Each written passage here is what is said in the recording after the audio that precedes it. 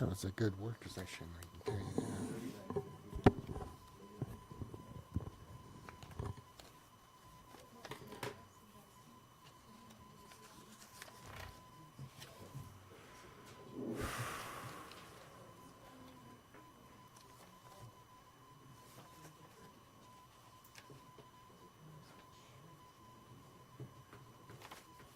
Yes.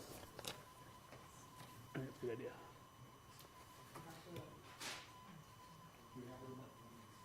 It's on.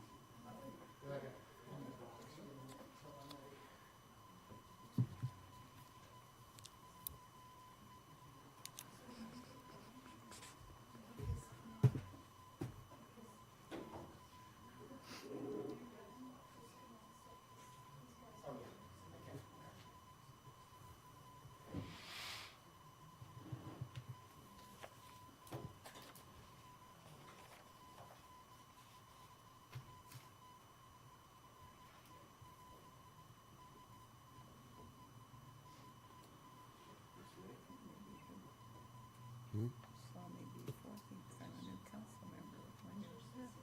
member. Yep. Okay.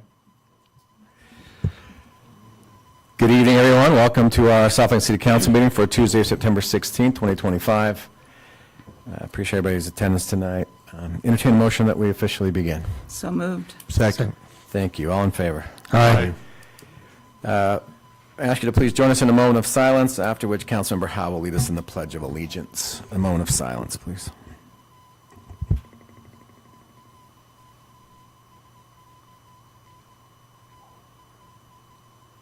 Thank you so much. Please rise if you're able. I pledge allegiance to the flag of the United States of America and to the republic for which it stands, one nation, under God, indivisible, with liberty and justice for all. Thank you. A couple changes on the agenda. We'll do there's no recognition of employees tonight, so we'll skip that. And then we do have a presentation, but I'm going to have public comment take place before that, if that's okay. So anybody that would like to address the mayor, council, and staff for public comment, please come forward and give us your name and tell us what's on your mind. Alex. Thank you. My name is Alex Miller. I've lived in South Ogden for 10 years. I moved here in 2015 with my wife and my 3 kids at the time. We now have 4 kids, and we've got a kid each at Birch Creek, South Ogden Junior High, and Rockville High School. And then we have one that's not in school. During the time that we've lived here, I've had the opportunity to volunteer as a baseball coach, basketball coach, soccer coach. We've attended South Ogden Days, which we love. Participated in a lot of community service projects and cleanup activities, and I've had the opportunity to vote multiple times. When my wife and I moved here, when we were trying to decide where to move 10 years ago, when we looked at the house in South Ogden, it was a clear choice because of the way that the community looked, that the streets looked. There was a different feel. We looked at houses in North Ogden and Ogden. We even looked at Mountain Green, but really South Ogden is the home for us, and we love it here. Since we moved in 10 years ago, 4 houses have been converted from owner-occupied to rental. 3 directly adjacent to our property, and then 1 just a couple houses down. The one just a couple houses down, it turned over maybe 2 or 3 months ago. Only 1 of the 4 houses is complying with city code. 2 of the houses have a kitchen upstairs and downstairs. And according to the definition in the city code for dwelling, it says that if 2 different renter groups are using those kitchens, it counts as 2 families, right? Keep in mind, this is a single-family zone, single-family residence zone. Another one of the houses, the one that just turned over recently, it's exceeding the number of occupants that are allowed per city code, right? And I do need to acknowledge Alika. I don't know if she's in here. She's been very patient and been very responsive as I've been trying to kind of figure out the city code. So I appreciate that. I have noticed South Ogden's attempt I know that, I think recently a city code officer was hired, and I've seen improvements. I've noticed some houses in my community that have gone from having a lot of stuff in their yard to really cleaned up quickly, and I appreciate that. But the reason I wanted to address the city council, the comment that I wanted to make is, the question I have is, what reasonable expectation can I have, or should I have as a resident of South Ogden, that city code and zoning is going to be enforced, right? I know for a fact, because I've actually been in multiple, in most of these homes that I'm referring to, I've had interactions with the tenants where I've had to ask them to not use profanity, the F word, the N word, but it just kind of gets to a point where the neighborhood that we chose, the reason we chose it, as city code is not enforced, and landlords are able to just skirt city laws and fill it up to maximize profits, it just changes the whole dynamic of the street. And so again, my question is, what expectation can I have as a resident that city code will be enforced? Thank you. Thank you. And I will respond to that in just a minute. Anybody else want to address the council today? Okay, I do have someone that's on their way that got lost, so we'll let them talk when they get here later.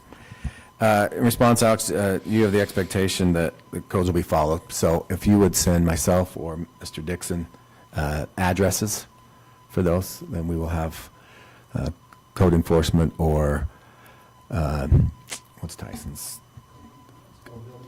building official to inspect those or check those out. So, Can I say one more thing? yes. Well, and I understand that it is a difficult situation when you have families living in homes. I'm not against renters, right? What I'm opposed to, the thing that I'm trying to bring to light is landlords are skirting city code to maximize profits. I know in these 4 houses, not one of the landlords lives in South Ogden, right? And I know, because I live next to these houses, that the landlords rarely visit and don't really care what the property looks like, as long as that rent's coming in. I have to mow the front lawn of one of the rental properties, otherwise it wouldn't get mowed, right? It's the house right next to me. And again, it's just one of those things, at some point, do we look somewhere else for what we're looking for as a family? If we're not going to find it in South Ogden, if that's not going to be enforced, where else can we find it? So, Yeah, send us those addresses. Thank you. Okay. All right, next we have a presentation from Fox Chase Homeowners Association. I don't know who that going to be. Manny, come on up. Since I only have 3 minutes, I'll talk really fast. I'm just kidding. That's why we didn't put it as a public comment. I know. You get a little more than that. I know that, but I have to lighten things up because this is really, I'm used to jokes and being a clown. This is way too formal for me. So, the presentation is, I'm representing the Fox Chase HOA because there is no longer one. I don't know if it was dissolved. I think it just dissolved over time. I don't think anything formal has happened. Nobody's paid any sort of HOA fee for at least 15 years that we're aware of. So, and we've been there since 2007. So whatever the math is on that, 18-ish years. And I think we paid an HOA fee like once or twice, 18 years ago. So I asked around the neighborhood to see who needed to do what, and they said, you just go ahead and do it. I asked if I should bring some sort of proof of signatures, and they said that wouldn't be needed because there's no formal HOA and there's no president to assign it to or whatever. So here I am. I don't know if any of you, I know a couple of you are familiar with the property, that's city property behind Fox Chase down in the hollow. There you go.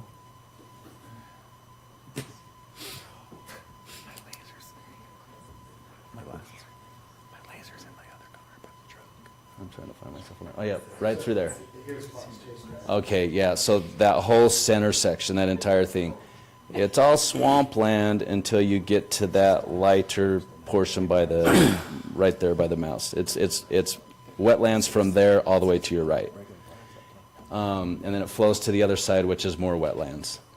Anyways, so years ago, the wetlands were fine because they contain themselves and they do their thing. They don't really overgrow because it stays in the swamp.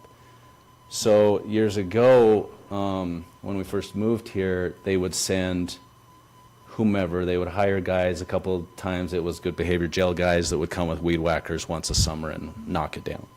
And the city would have to front that, or however that works. The city would take care of that. Well, a summer or two went by, and we would complain that nothing was getting chopped down, and we were, you know, above my head, and I'm a whopping 5'11", so the weeds were getting pretty tall, fire hazard in our opinion, so we'd go down there and cut it down here and there because nobody else was. And then we'd call the city and ask them, hey, so what's up with this city property that's not being maintained?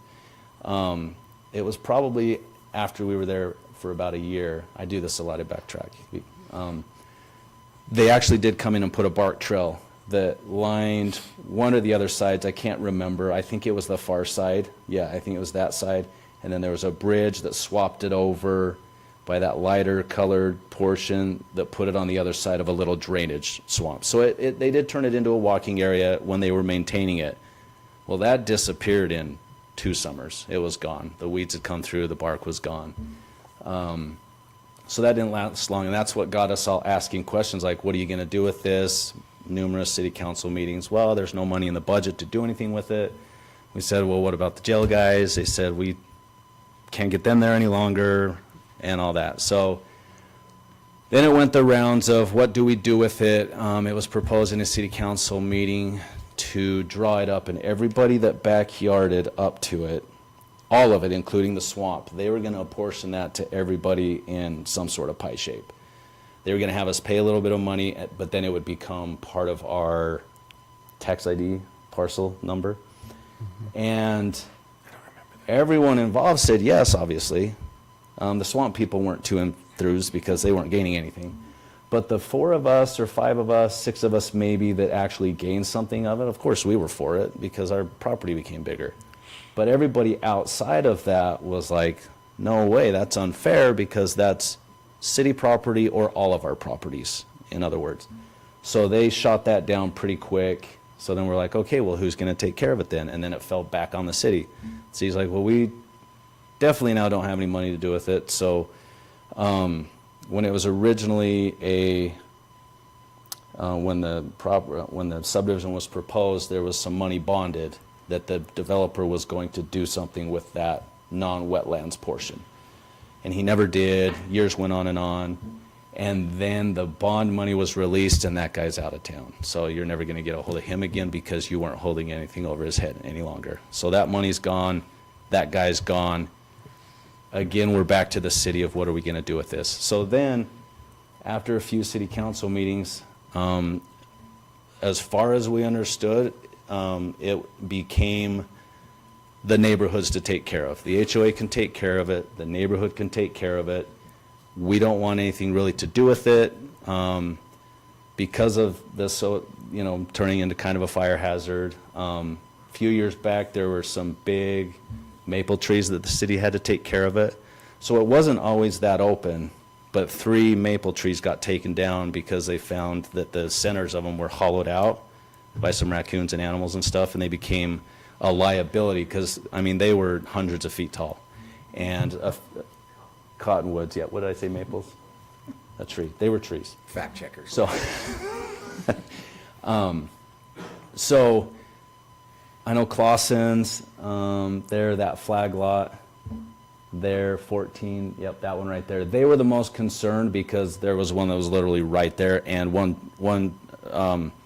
windstorm, a branch came down and came really close to their house. So city went in and cleaned those up, but the problem with cleaning those trees up was it let more weeds come through because then those trees weren't there taking up their space, and the weed thing got worse. So then, since I live right there, mine backs down all the way down, obviously, to all of it.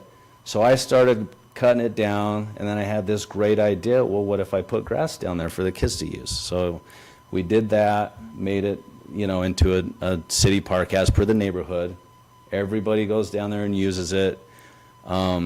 It's been asked around, like, who do we contact if we want to use it? And it's just known you don't have to contact anybody because, legally it's city property, it's a city park.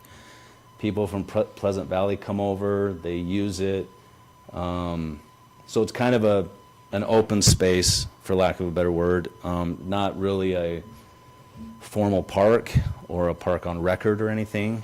There is an access road, if you want to hit that, Matt. Yep, right there was cut in when they cut down the trees, the cottonwood trees.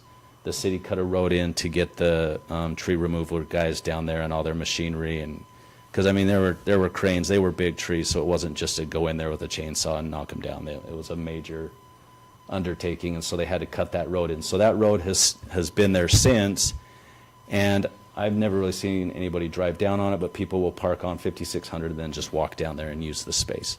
So I have been asked to propose to the city that we somehow turn that over, I mean, never permanently, because I don't think they do that, but like some sort of 100-year lease for $1 to the Fox Chase HOA.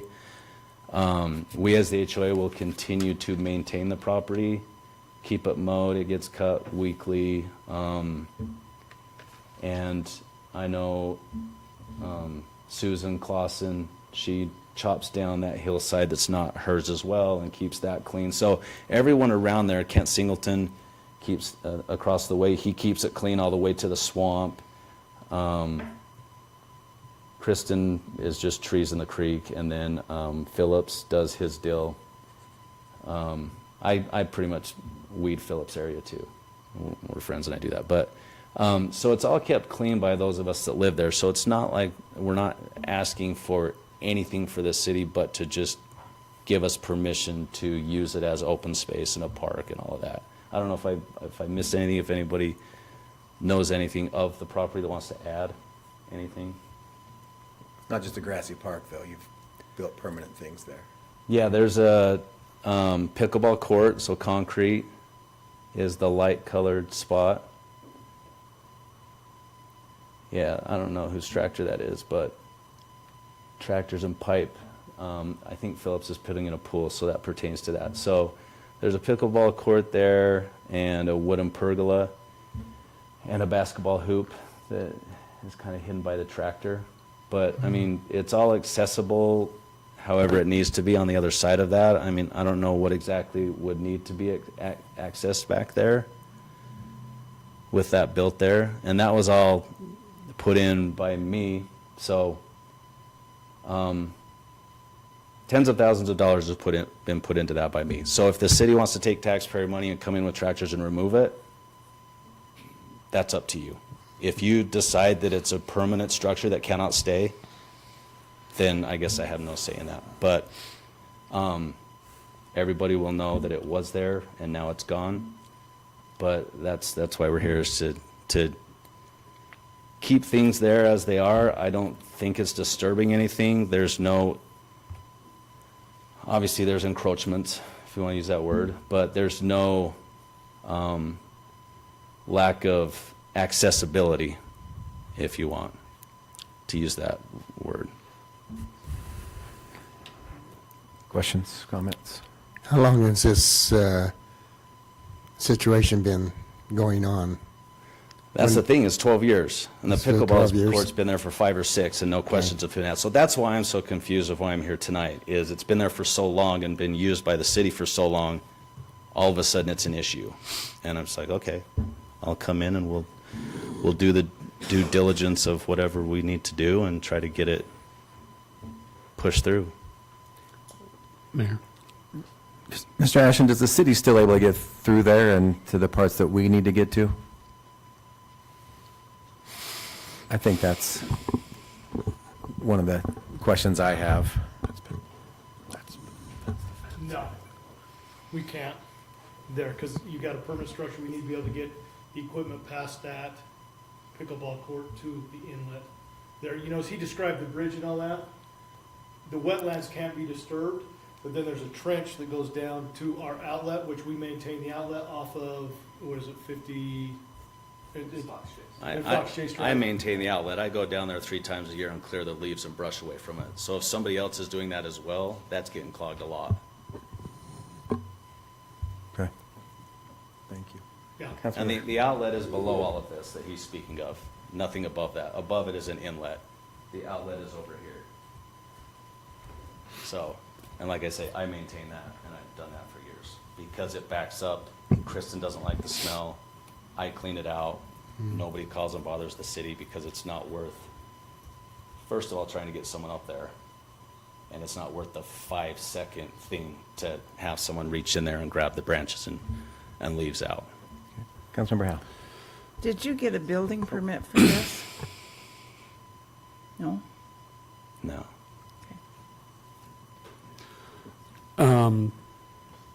What's the formation of the Fox Chase HOA currently? Nothing. Okay, so an HOA is a legal entity, right, that has a board and meetings Yeah. and minutes. So you're not really here representing an HOA. Is that correct? I'm representing the neighborhood, yeah. Okay. The HOA was dissolved, like I say. Yeah, please.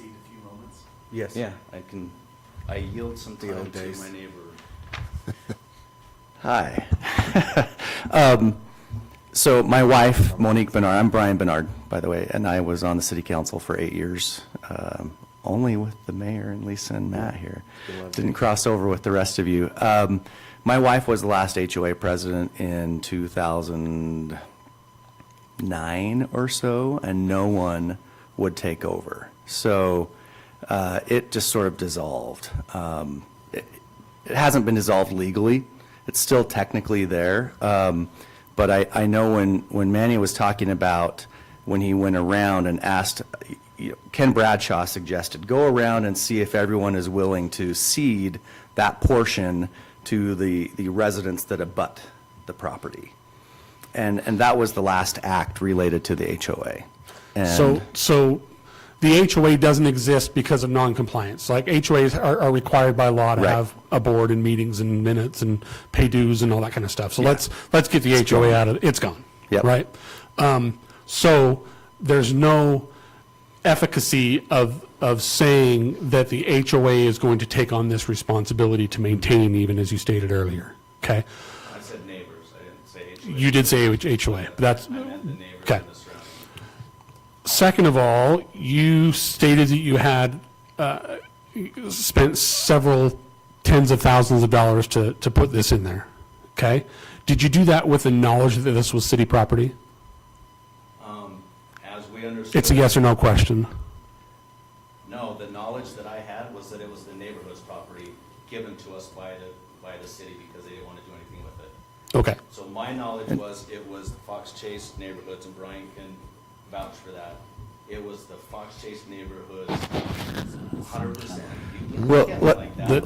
let me give the background here. Let me give the background here, which is the city acknowledged that it screwed up by releasing the bond.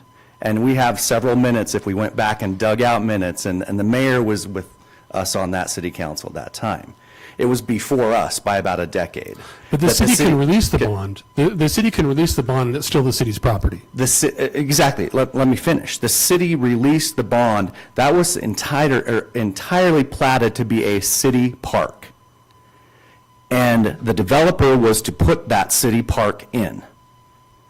And that's what the bond was for, and the city released that without requiring the developer to complete the development that he had proposed to the city to begin with. So what happened was the city released a bond without requiring the improvements of a park of the bondholder and the developer, which then left a mess. And so then what happened, the city started to maintain, and John with the inmates, I don't know what year we lost them, right? But the trail was around there for about 8 years. I moved in 2001. And so for about 8 years, it was maintained from about, you moved in '07, right? So about '08, '09, that trail disappears. And then we start asking the city what's going on. And then nothing happened. It was still city property. Nothing was taking place. Fast forward about 5 more years from that time, and that's when we're on city council, and I still distinctly remember having these discussions, because I remember Brent Strait saying, we didn't do right by that neighborhood because we didn't require the park, and now we're not upkeeping the park either. but the city wasn't in a position to be able to do anything with it. And so that's where discussions with Ken, well, if people will give it, great. If not, 20-year lease or 200-year, 100-year lease, all of these options about, well, if the neighborhood came together and put the park in, would the city, and then present it back to the city, would the city then maintain it, right? A lot of ideas were floating around, and nothing happened. And that's when, Manny began doing improvements on Okay, it. so let's just go back to the facts here. It's still city-owned property. I Whether the believe city- so. Whether the city Yeah. made a mistake in releasing that bond or not, that's irrelevant at this point. Being a former city council member, Mm-hmm. I'm sure you understand the processes of implementing permanent fixtures like this, Yeah. building permits. I didn't authorize it. I'm not saying you did. I'm not saying you did, but you're here defending it. But you're several here people defending have it. benefited from it. Okay. Numerous And that's- people benefit from it. And that's awesome. And so it's a city park grateful without it's having not a city park. It's It is a city-owned wetlands property. It's not conservancy wet- area. No, that part is not wetlands. From the So you- bridge back, so if I can point out. Drainage hasn't been changed. Go back to that other map, will you, Matt? No, right here. Drainage hasn't been changed at all. Cattails right It's here. been covered so no one would fall in it. The cattails right. Oh, so it has been changed. So, no, so if you look up here, see the cattails right here? The trail came out here and went across right here to a bridge, right there. And this is unimproved and untouched and backed up. Okay, so the area where that canal goes back to the kind of the right side of the pickleball court. This way to cross Fox Chase. So what was there between that, where Matt's arrow is, and the back part? No, nothing. That was, actually, It's the drainage that was creek. part of the trail. Because there was. The trail was on the other behind side, Kristen's yes. house as well. The right? trail went Right. along Phillips. The There's a trail went trail along. that went behind Kristen's, but it has eroded so much because Yeah, of it's the water. The Army Corps didn't design This well enough, because it becomes not enough drainage between the two sides underneath Fox Chase. But that hasn't been touched. It's been continuing to erode and fill up, which means John and neighbors have to go and clear it out so that the water can flow underneath. But that part's not Okay, touched. so part here that you see. I'll concede that the trail was there and it's eroded, right? All of this part, if you look at the plats, that you see from the bark, all the way across up to those cattails, was intended to be a city park. I got that part. Matt, will you go back to the? Well, I'm just plot? mapping it out for you so you see it. Yeah, so I'll concede that maybe the drainage wasn't. I was under the understanding there was drainage there, okay? Not here, it's under, The drainage is So- right there. Mr. Mayor, show us the wetlands on that map then. Yeah, the drainage goes right here underneath to this piece. So which part is considered wetlands that's not supposed to be touched? Only like this little sliver, I believe, and then that whole back end. Yeah. Like from this point forward is all wetlands. But there was a section here that it wasn't, it was the park. Okay, But I haven't but overlaid even that being said, and I'm Yeah. trying to illustrate several issues that I have with this. One is, the Army Corps of Engineers, whether they did it right or wrong, they're the ones that designed this. the back end and the drainage, yes. That whole drainage, But right. not the park area. Not the park area, right? But somebody went in and used a machine to re-excavate that and make it flat. No, you put no, concrete over. We're on top of it. We didn't. It was flat from when the city came in to remove the cottonwood trees. The city came in and built that road So you didn't down. level a pickleball court at all? It was already level. I didn't have to. That whole area was mostly level. I'm sure, I mean, yeah, you had to level it to get the cement, but it was level. There It wasn't was like not there were level. improvements or Okay, anything there. Let's get some decorum back here. Well, you're the one telling me what are the facts, and I'm correcting them as Okay. they go along. The fact is, it's city property. The fact Right. is, you put a pickleball court and a pergola and put something in somebody else's property that wasn't yours. I have a problem with that. Okay. Taxpayer of South London. That's fine, that's fine. But you both know you need building permits. Even, I would love to have a pickleball court there.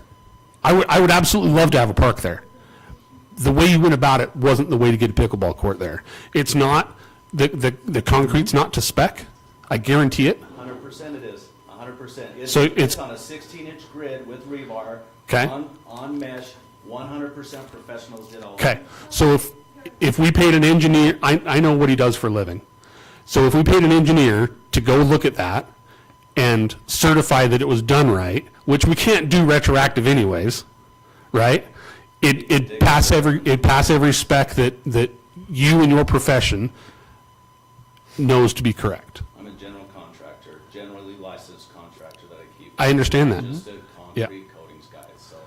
Okay. You knew that, or you knew I was a painter, concrete coatings guy? Which did you know? I knew you were a painter, concrete coating guy. Okay, I'm a general contractor licensed by the state of Utah that's kept up. Okay, even more so that you should have known you needed to permit that. Even more so, you should have known, as a general contractor, that that's city property, not yours. It doesn't belong to an HOA, because the HOA doesn't exist. So do you know the adverse possession laws? Because I the don't, city has Mr. abandoned Attorney. that property for over 15 years. If we've made any improvements, torn down trees, Is there dug an out improvement? trenches. Those cottonwood At trees any went time in down the last about 15 15 years. years ago because there were baby raccoons in there that we had to take care of. Okay, Mr. Mayor, I'll end So- my time and cede that back. However, I would suggest to staff that we have this removed and taken that back to our Okay. city attorney. All right. Just let me finish that piece, question. because where I'm going with the 15 years of adverse possession is the city abandoned that more than 25 years ago. The city left it as a nuisance to the neighbors. The city let the money go for that park and did nothing. Fast forward another decade, the city council talked about it several times and in different retreats when we were losing Gulf City and all of that open space. We talked about where are pieces of land left in the city, and the city did nothing. So it's fine to sit here and say, yes, he should have had a permit, and I agree he should have had a permit. But it's a heck of a lot better than it has ever been since I've lived there since 2001. It's not a nuisance, it's not a danger to the residents around there. So if the city's going to go in and rip up a pickleball court that a citizen spent their own money to do, I sure hope you have a better plan than to let it sit for another 20 years without doing anything, without upkeeping it. Because I'll tell you, during the 8 years that I was on the city council, we didn't have a better plan. And so what did we do? We kicked it down the road and we did nothing. And Mr. Bradshaw said, well, if you guys want to get a lease, you can put the grass down. You can do whatever you want. Now, that was anecdotal, whatever you want, right? Because things have to be done with permits. I'm not trying to excuse, he can speak to that part himself. But I will tell you, grassing it like it was done, so much better. I can't tell you how many options of fire that would start there and go everywhere with that stuff, right? So there are a lot of things that happened that were taken care of for the city because he stepped up and did it when the city hasn't done anything with it. So I sure hope you have a better plan than to let it go. Lisa, is this showing what the county is? We talked to this? So this, yeah, this dotted area here, you could see these are the delineated wetlands, and it does continue right down this side, and then it turns Which is the drainage. here. So if there's any wetlands disturbed, it would be what you've covered and put And bark, it's just right covered with a right through net, there. it's covered with a net and bark. It's not disturbed, it's just covered for safety reasons. Well, And disturbed is you tear out the wetlands. What does it done to the, I there just put weren't- net over there top of weren't- them. What are the bushes or the plants that, the cattails and, different legal yeah. thing anyway. If folding those, That's an Army Corps if thing. folding those over disturbed them, then yes, they were disturbed and they disintegrated or whatever. But we can uncover that, that's All fine. improvements and the grass and anything you've done is all in that Is all in- gray area, which is Exactly. supposed to be All right, other Yeah. council members, do you have questions? Okay, I Member Smythe? just wonder what happened to all the animals that were there, because you've disturbed that now with the disturbance of the wetlands. you know, we try to keep nature as nature. Whether we maintain the weeds or not, it's still a swamp. And we can let it go as that because the flora and the fauna that's natural should be left. And that And is it's- left. And it, how can In it the be when wetlands, you've, it is. In the wetlands, it's left. Not in the gray area, you're right. The gray area. So the is gray area was grass. weeds and grasshoppers. So, But you're right, the wetlands were wetlands, and the only thing that's been disturbed there would be that little sliver. and then if the city has to get back there now, we can't because you've got buildings. I think that's one of staff's biggest concerns. In the Yeah. event of a big flood or an incident where can't we get have back to there. get a large track hoe or something there to dredge or access the storm drain, there isn't room to get around what's there right now. You would literally have to you could fold the, ride over the yeah, you could fold the fence and- over and go go over over it. top of it, which wouldn't be a problem in an emergency, obviously. But that's fair. There. Yeah. Yeah. It's 100% You know, if fine, there was understandable. trees in the back that were going to fall, that weren't cleared out already, but they have been, you're right, you wouldn't be able to access the full back section of what was the park. You could probably still access fairly easily the drainage part that goes under Fox Chase. But it seems like there ought to be a solution to this, because, like I said, it's much better, and in the 24 years that I have lived there, the only time we've ever had to have a truck down in there was when the cottonwoods were falling. So one time in 25 years. Other questions, Councilmember? Councilmember Stevens? Yes, your purpose of coming this evening, can you outline what your goals are? Why you're coming before the council? The lease request. The lease request, the dollar for 100 years to the neighborhood. You want the city to pay a dollar, We would pay you $1 and you would lease it to us for 100 years. the property in That's that not area? uncommon. We have other ones like that in the city. Yeah. That's what I was advised to do. I didn't just come Okay. up with that. Is there any other goals or objectives that you have? No, just to leave it as is. Coming here, we got the phone call. We were told to come here, so. Well, So just. it's nice to see what side, your information. Well, I felt like short of a court order and a no trespass, Right. and we take possession of what's there, give a chance to come in and talk about how did this happen, where are we? It's my understanding adverse possession, I'm not an attorney, does not apply to governmental land. So you can't homestead here and say, well, we've been using this. I defer to the attorneys. I defer to the Get back attorneys. And do something good with it. Well, the unfortunate thing is, I think, had this conversation been, we would like to just put grass here and keep it nice and mow it, there would be, in my opinion, from staff's perspective, we would have no problem with the council saying, let's just lease the land, because we do that everywhere else. Along the Birch Creek, Yeah, we've done properties other that places we've are done it. difficult for us to maintain, we allow the homeowners, property owners to maintain that. But we don't allow permanent structures. So to me, we're opening an opportunity for any publicly owned property that the city isn't actively maintaining. Are we giving a green light to say, hey, neighbors, go build something on there? Don't need a permit, don't need any permission from the city, and it's okay. Well, no, you're not, but That's a terrible precedence to Yeah. start setting. And I will tell you, in the almost 30 years I've been in local government, this has got all my colleagues shaking their heads going, what? Because just nowhere do you see someone constructing private improvements on city property. But you also don't see 30 years of a city bond release without holding the developer to it. That happens, unfortunately, too many times, Not where anywhere else developers are released. But I know. don't know that that's any sort of justification. it's not, but. It's a just mistake. recognition It's an of where we are. unfortunate, yeah, it's an Recognition of unfortunate where we are. thing. And it is better improved now than it has been in 25 years. I don't think anyone Still not. disagrees with that. Without no. The fire hazards and everything else, so finding a solution. Right. But And I- if the city wants it and wants to make it a park, put a sign up, and let people, I mean, people do come It's used a from lot. throughout the city and even not our city to get down in there, because people are searching for opportunities to have parks. You'll Councilmember never Howard? find garbage down there. I keep up on that. I've never found any alcoholic beverage, bottles, cans, nothing down there.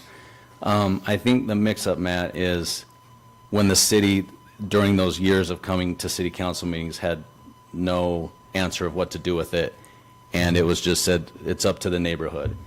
I admit, yeah, there should have been a permit for that concrete, so it can be inspected before it was poured and everything, but it was poured to specs and to code and everything else of what concrete should be poured. Well, and But I think you started just- with just adding grass. Oh, adding yeah. more grass, Oh, yeah. The adding grass more has been there. No, I started- totally see where he's coming started from. using The it. grass has been there for 9 or 10 years. The pickleball has, of course, been there 5 or And 6. as So others thought, oh, well, that's better, and oh, we can go down and use it, no one was complaining about the expanded grass and green area for a park. So probably just got ahead of yourself further. Councilmember Howard. Still illegal. So, just really quick, obviously this, at least for me, I'm not speaking on behalf of everybody. This is quite a history lesson. I wasn't on the council when you were here. I came right when you were coming off. And I had this was new to me. I mean, I don't know how many people knew that there was a park right there. I would imagine that 95% of the residents in South Ogden probably have no clue that this even existed. I'm seeing head shake like, yeah, nope. And then I joining the council, I started hearing things about it, and I was like, I've never actually been down there. Never have seen it other than now. With that picture, actually, I can see. I forgot my glasses today, so the other ones I couldn't see. Actually, I thought that was a pool. How did we get to this point that it was addressed with the city? And I mean, because honestly, after the rainstorm a couple weeks ago, I don't know who, but somebody had a stink complaint. Probably the influx of water disturbed some soil, and like any swamp, the swamp does not smell well when it's disturbed. So the influx of water, that big rainstorm that we had. yeah, where a lot of people got flooded. That's what. That's what I was told. So one of the neighbors had a problem with smell. I don't know who. They're obviously not Called gonna you say. guys or called? Called the- Matt oh, or somebody. The city went to investigate. Public Works, and And then I was notified, hey, do you know we have a pickleball court down here? I said, I didn't know we had a pickleball. And there was no proof of water reaching that point, even with that big influx of water. No water came up onto the grass. Everything did its job. It drained the levels of the water. There is no proof that the levels of the water rose above and beyond the drainage point and into the because all of that is flood zone overflow. I mean, let's be real. And, which it can still do if the swamp gets overwhelmed. There's all of that entire bowl can still take on water. That isn't affected. And then it will still drain out its drainage and go under Fox Chase through that little 12-inch or 18-inch grate. And then wherever it goes from there, I don't know. But, so that's why, Is yours the only structure on there in that area? yeah. No other neighbors have built another What is the Structure. brown? Pergola. pergola? Yeah, pergola shade. Yeah. Oops, sorry. Well, this isn't an action item. This is informational tonight. Is there any other questions you don't feel like you've had answered? And then, as a council and staff, we will advise, we'll take this, we'll have a discussion about this. One thing, and I am all for making a park there, and I feel your pain that it's been deteriorated to the point that you had to take action on your own. That's on a city, and I'm sorry for that. However, going back to the lease, I don't think that's a possibility because there's no current HOA. A lease has to be written with an entity. And if that was something you guys were willing to reform, I would advise staff to maybe look at that in the future. And I wouldn't be opposed to that. Are we able to do leases with homeowners, although it's not there? We have, along Birch Creek, right? Those are individual leases with the individual property owners. I was going to say that. And if that was It might be that you would do the same, the property owners that abut this, to say, hey, would you like to lease? as a group, Yeah, if they decide Manny's going to be the one Yeah. to maintain it, you fine. had mentioned, Matt, previously that those kind of leases don't allow for permanent structures. And like I said, that's probably opening up a can of worms.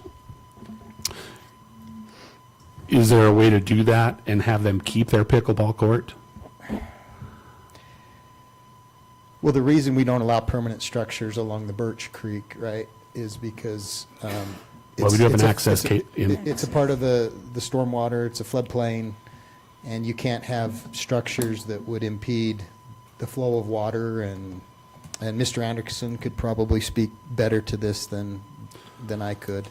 Is that by definition permanent structures being buildings and outbuildings? And not is a concrete pad a permanent structure?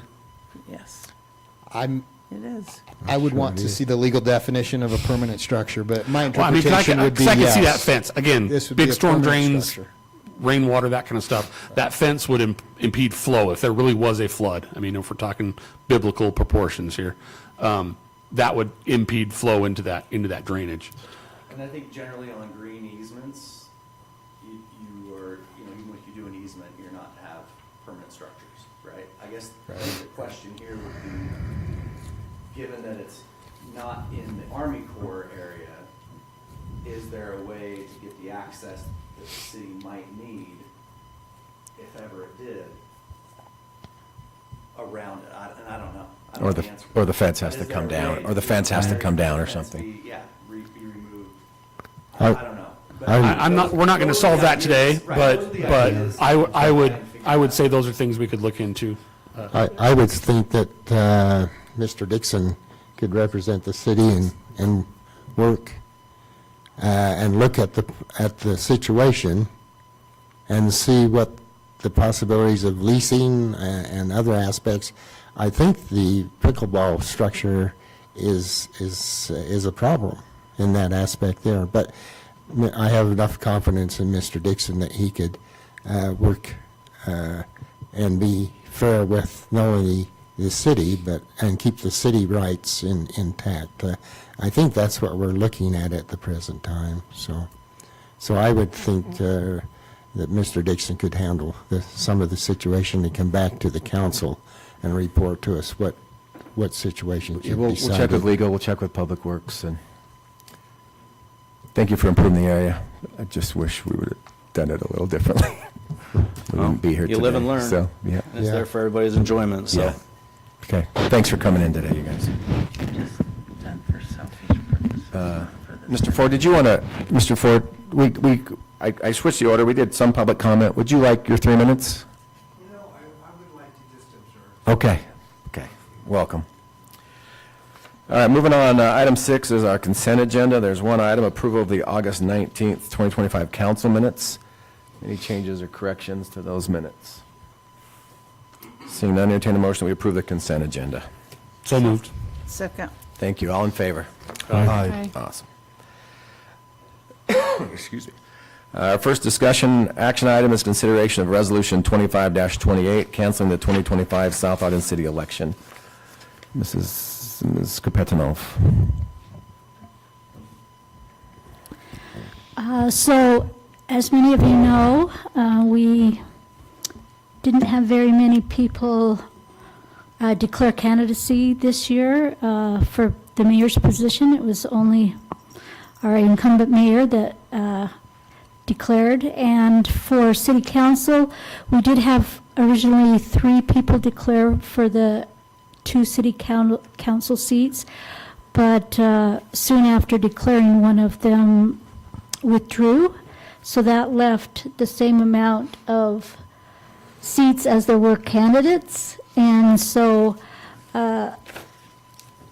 we waited until after the write-in deadline was over, where somebody could declare as a write-in candidate. That was on August 29th, and no one came in to declare as a write-in. So state code says that at that point, cities can cancel an election and just declare that those who declared candidacy are elected and cancel our election. So that is what this resolution does. What's the cost savings of that? 38. About $32,000. Because we didn't have to have a primary, that was about 16, and then since we don't have to hold a general, that will be another 16,000. That's based on the number of registered voters we have in the city and what the county charges us. So it sounds bad, right? No democracy, no. We're Well, not having an goods and election, this is bads. America, Yeah. but the fact that it's a done deal and $32,000 in savings, I think it's wise. Yeah. Any other? The savings in our minutes is 38,550. There you go. Yeah, I knew it's in there. Okay. Any other? Okay, entertain a motion then that we approve Resolution 25-28. So move. Second. Thank you. Any further discussion? It's a roll call vote. Councilmember Stewart? Yes. Councilmember Howard? Yes. Councilmember Smythe? Yes. Councilmember Stevens? Yes. Councilmember Howe? Yes. Mayor, Yes. did you intend to go back to response to public comments? I thought You we had- you- did we already cover that Yeah, I with just- Mr. Miller? Yeah, I Yeah. told him to Man, send the where was I? addresses. Okay. I just wanted to be sure. I don't remember that, so. I think the recommendation was that I Just some addresses. All right. Thank you. Okay. Sorry, Mayor. Thanks. No, you're good. Item B, consideration of Resolution 25-29, approving a cost to cure contract with Ogden Golf and Country Club. Mr. Dixon. Thank you, Mayor. Well, it's exciting. Years ago, we applied for some federal grant money to add some sidewalk between 40th Street and 42nd along Adams Avenue. There's been a gap there for many, many years.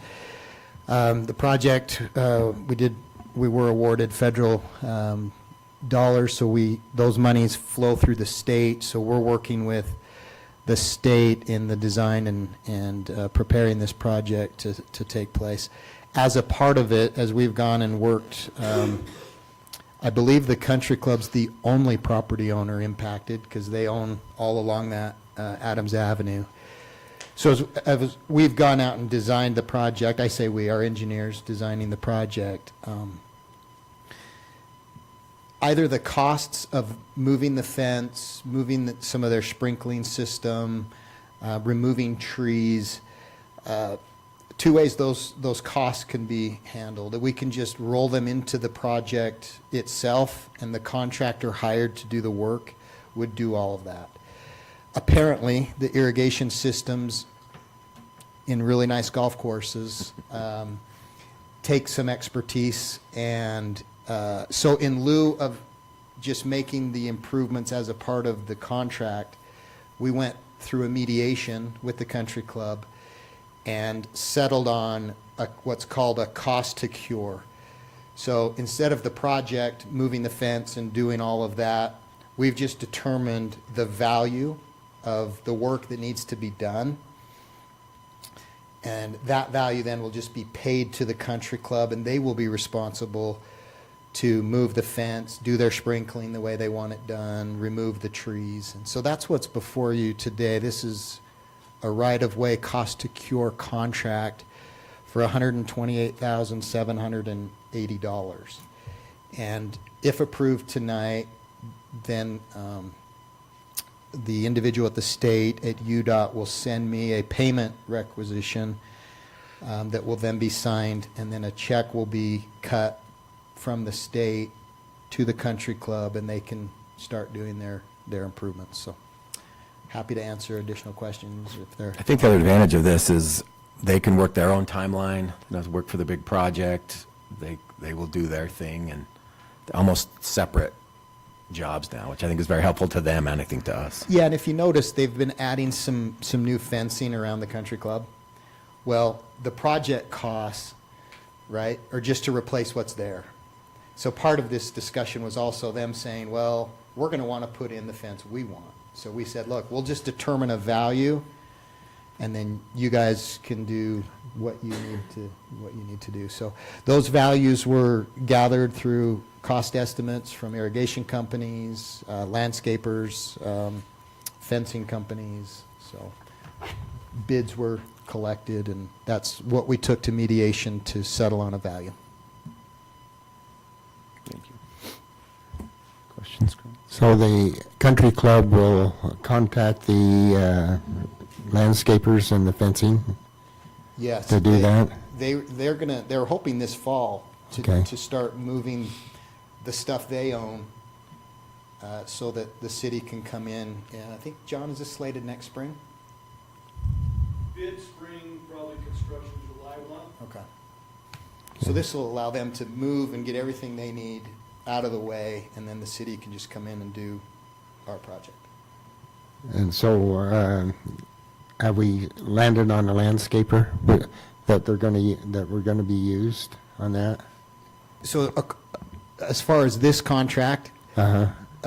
I think the country club knows who they're going to use because they have certain people that they use for their improvements. Okay. That, we don't care, right? We just care about the value to be sure we're only giving them what it's worth based on what our project is going to be. So they've got their own landscaper, irrigation folks, fence company. The city Okay. won't have any say in who they use. But there's two figures there, so we don't care which one they pick then? Those were just used for mediation. Yeah, those are just showing you copies of the Okay. different bids that were collected. The amount that is being approved through this would be the $128,780. All right. Hey, Matt, do you know if how they're going to deal with the old growth trees? And are they just tearing those down and putting baby trees back in? And if so, is there anything to protect those homes and vehicles that are traveling up Adams with a taller fence, a netting fence or anything? So I do know most of the trees impacted by this are less than quality trees. They're just kind of the garbage trees that have grown up along the fence line. Because we don't have to go very deep to pass that existing fence. The project is 100% within the city's right-of-way, right? So we're not acquiring any property. But because the country club put that fence in, they've got their irrigation system, there are costs associated with our project moving those.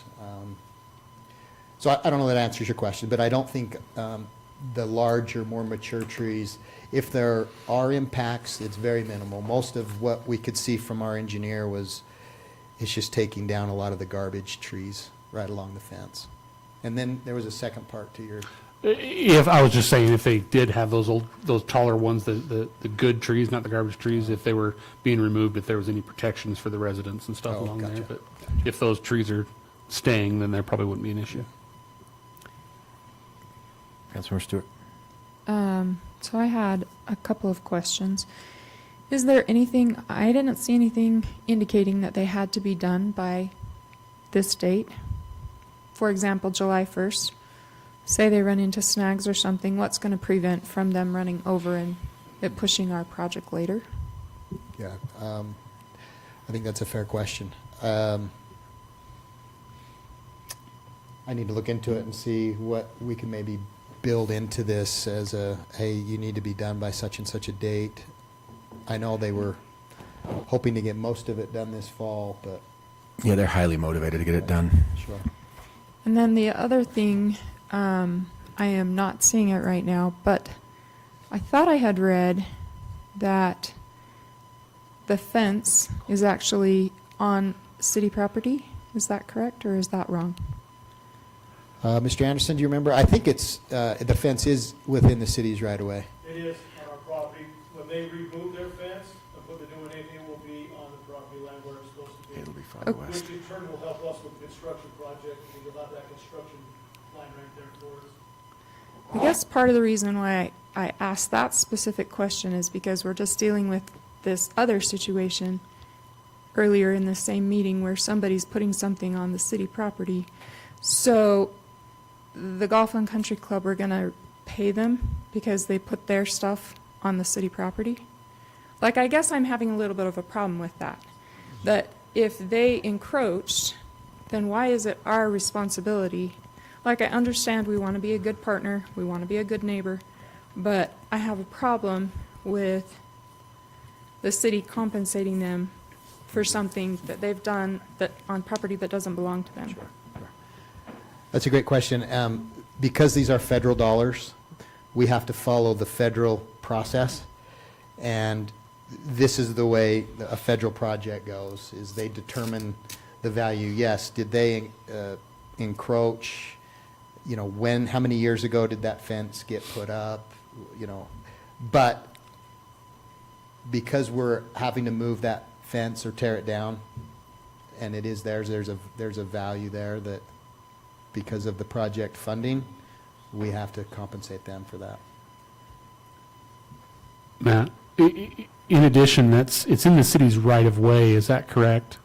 Yes. That we're doing, so that's no different than a homeowner having a picket fence out in the city right-of-way, and then if the city comes in and says, we're going to expand the road or whatever, we need to move that fence back. So it's still Ogden Country Club's responsibility. However, because it's in the city right-of-way, that's a land use thing. The city has access to put improvements there should they decide to widen the road or put a sidewalk or something in there. I guess the other problem I have is that it appears to me that we've taken the highest dollar, which if I was Ogden Golf and Country Club, I would want the highest dollar available to me to make right whatever changes needed to be done.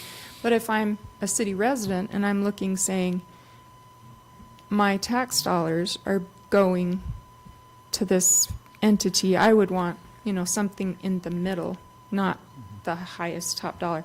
I understand this has been set up in a mediation meeting, so I'm not sure that it's even something that could be changed, but those are my reservations with the way it sits right now.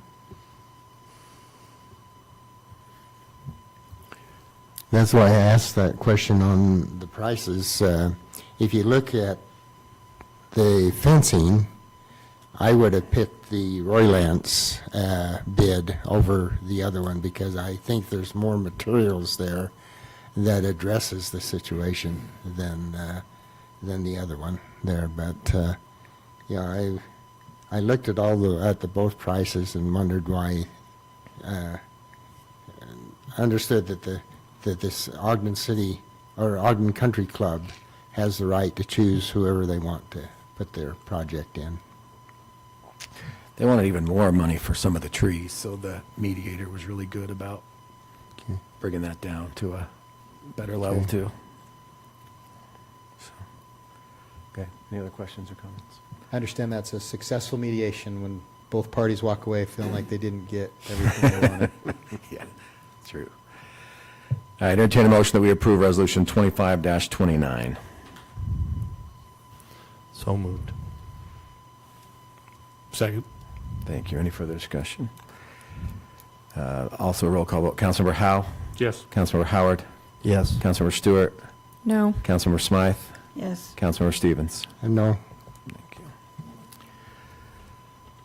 All right, we got two reports from staff today. We'll start with Alec Murphy, our city planner, talking about some updates to planning.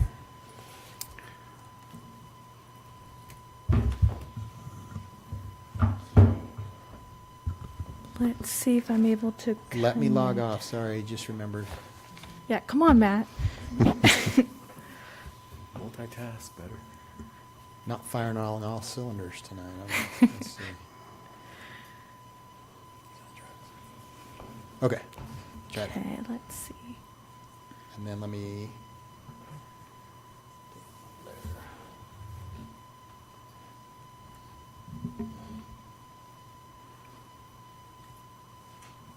Oh, wait. Thinking about it.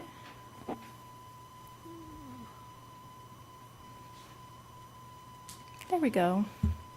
Okay. Okay, so this conversation is an attempt to keep City Council in the loop about new development that could be coming into the city, or potential development that could be coming in. So currently, staff has 2 site plan applications that have been turned in. And then there's been a couple of properties that I have received some interest in, whether they have submitted some sort of concept plan, or we've had a conversation over the phone or in person. So I'll go over those tonight. So both site plans are still under review, so none have been approved quite yet. I will show you today the site plan and any elevations that have been turned in to me. And just a reminder, as outlined in our city code, these plans are reviewed by different departments, and that includes planning, that includes fire and engineering, who has those conversations with Public Works. And then ultimately, that's all turned into Matt, and he's the final approval. And then once they're approved, they get presented to City Council as, development that's coming in. Also, planning staff does strongly encourage applicants, when they're dealing with the UDOT road, to reach out to UDOT at the beginning. I know that sometimes they have certain requirements, or they may just have a say. I know typically they like to know if there's like a land use change coming in. So yeah, let's see if I can show. Okay, so first off, you may have noticed that the motel off of Washington, I believe it's parcel 0513000052, doesn't have an address attached to it quite yet. So that motel has been demolished, and that's in preparation for this site plan. So this is the elevations that have been turned in right now. And let's see, put it down. And then here's the site plan. So their only access is off of Washington. We only have one access there. Sure. So this is a different site plan than what came for that property in the past? Yes. Yes. Yeah, to my knowledge, there was an approval done maybe a couple of years ago. Nothing came of that, and there is a 1-year expiration. As far as I know, no building permits were pulled, and this property was for sale. And so this is the new property owners coming in and wanting to do this site plan here.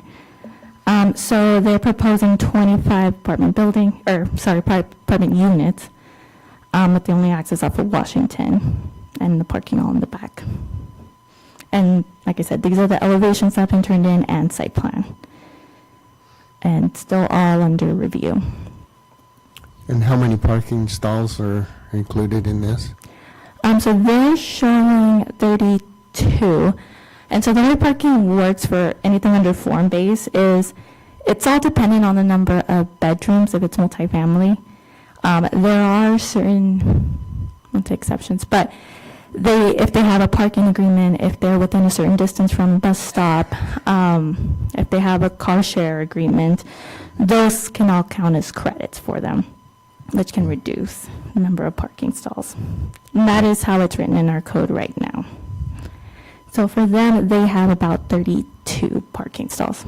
Okay.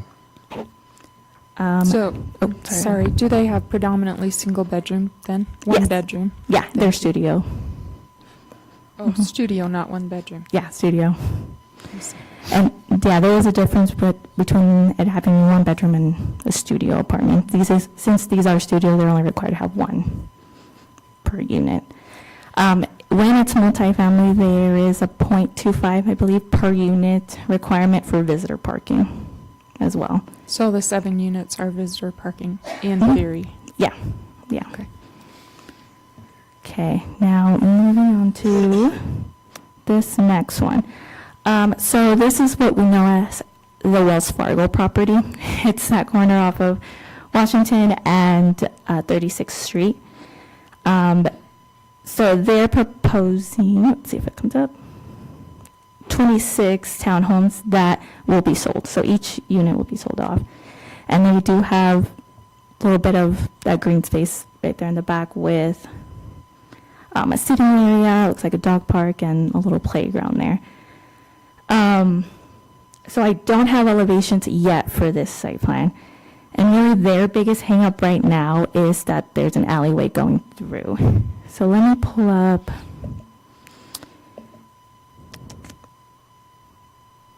Trying to see. So this is Weaver County GeoGizmo. So this is, the parcel lines aren't popping up, but there's an alleyway here.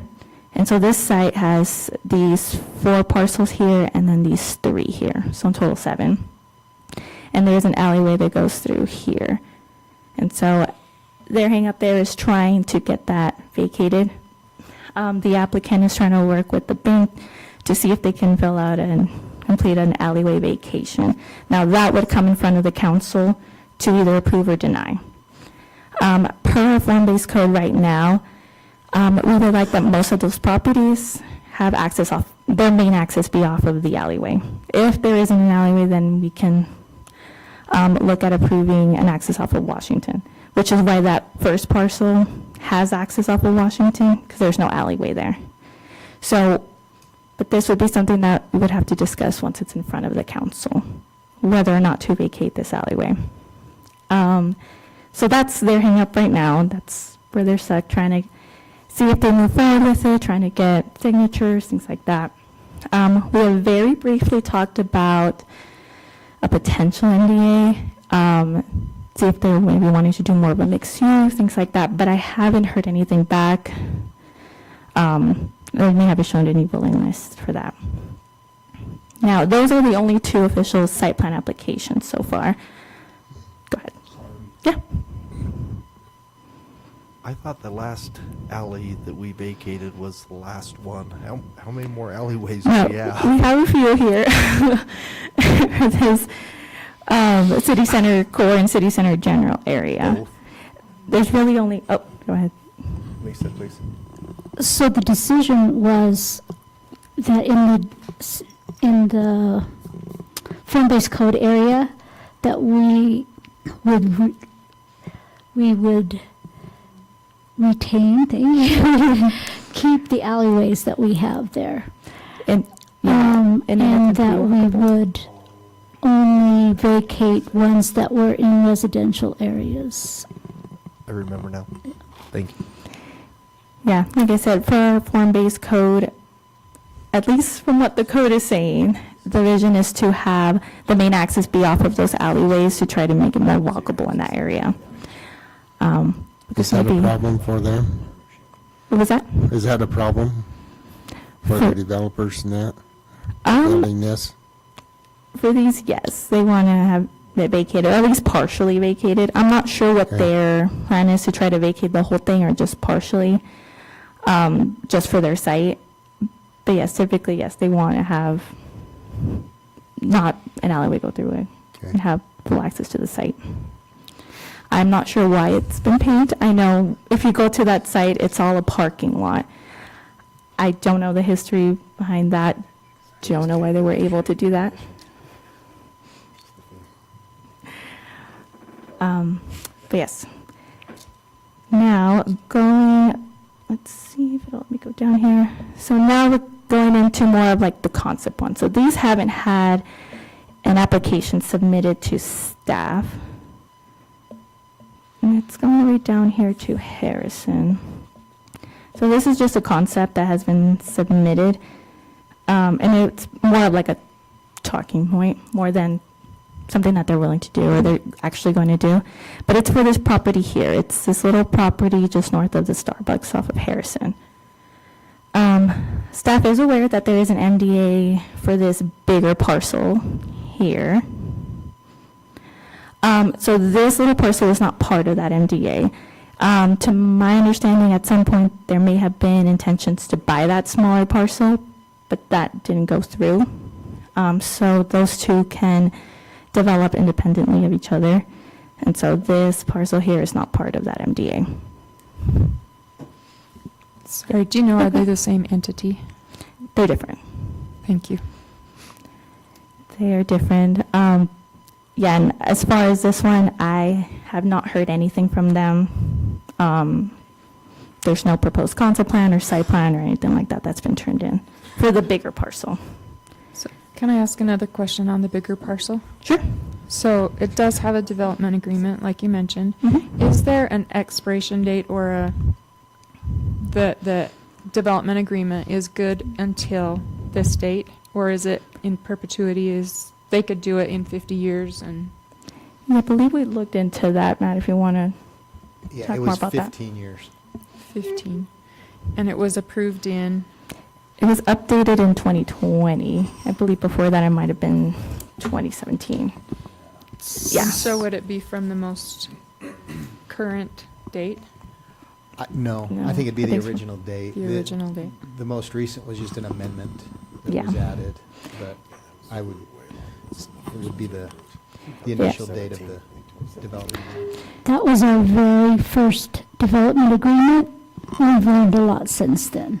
That's good. Yeah. But like I said, for that bigger parcel, I haven't received anything, haven't heard anything. Okay. Let me see if I can pull this back up. So here's the concept plan. Now, from my last conversation with the potential applicants, this concept plan has changed. So it may not even look like that at all. They just haven't sent anything new to me. And they're actually the same as the first site that we saw. They're the same owners for Sperry Station.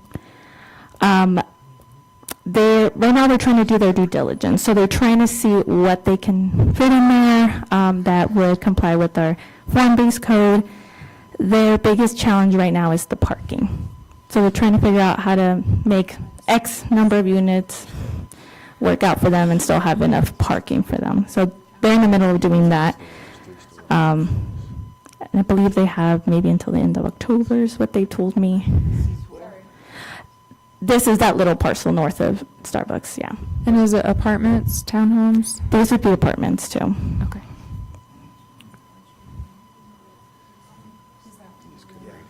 Okay.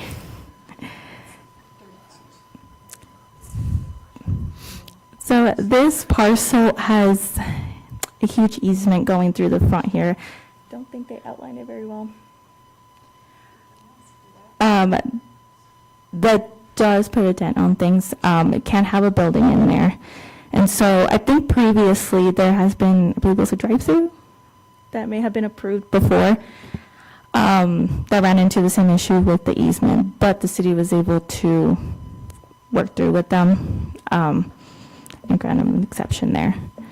But like I said, they haven't submitted anything officially yet, so they haven't officially asked for anything, any exception. But that is something that they'll have to deal with this. I'm not sure what the width is, maybe 30 feet, maybe more across the front here. And then the last one? Yeah, something like that. And while we're on the topic of MDAs and all of that, I know there's a second MDA here for this property here. And I believe that MDA was approved in 2023. And that's where the 5 deed restricted units will be for workforce housing. I had a gentleman from that property reach out to me earlier this year about submitting, but they never did. So I haven't received an official application, not even a concept plan or anything like that for now. And again, is that a 15-year term as well? That one I'm not sure about, but that one's more recent. But I can look into that and give you an update. I highly doubt it, but Yeah, I can look it up. yeah. All right, anything else, Alka? Then, well, sorry, I have one more. This one, there hasn't been a concept plan at all. This was just a phone call conversation that happened within the last week or so. And it's for this property here at this bank. Just the usual questions like, oh, what's the zone? What's allowed there? From that conversation, I gathered that they wanted to do kind of like a mixed use, like a live work. So they wanted to do commercial on the bottom and residential on top. Now that is part of our city center core zone, which would allow for 2 different types of buildings, and that's either civic or storefront building. which does allow the commercial on the bottom and the residential on top. So yeah, we went over what's allowed there. I did share with them that we will be starting our small area plan journey soon. And so they're going to wait it out and see what conversations come out of that.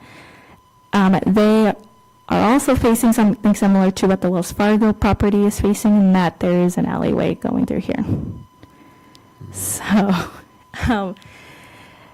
as you can imagine, they're also eager to want to vacate that, which is why they're wanting to wait and see if that's something we discuss when we start discussing our small area plan for city center. And speaking of that, we did receive RFPs from different consultants, and they will be reviewed this week. So hopefully soon we'll have an update for council on who was selected. We can't say much more than that until the final decision has been made. But after looking at all these site plans and elevations and concepts, what are your thoughts? Knowing that this is what is allowed, it could be approved under our current form-based code. Well, I think that's the thoughts. If it meets our code, then it meets our code. If it doesn't, then we're going to have to see the specifics of what they want and decide case by case. Sure. And I guess the main reason I ask is because administrative staff has discussed, played around with the idea of possibly looking into a moratorium for, maybe it's just city center core, city center general, maybe including other areas of the city under a form-based code, if we're finding that this isn't necessarily what we had in mind for this area.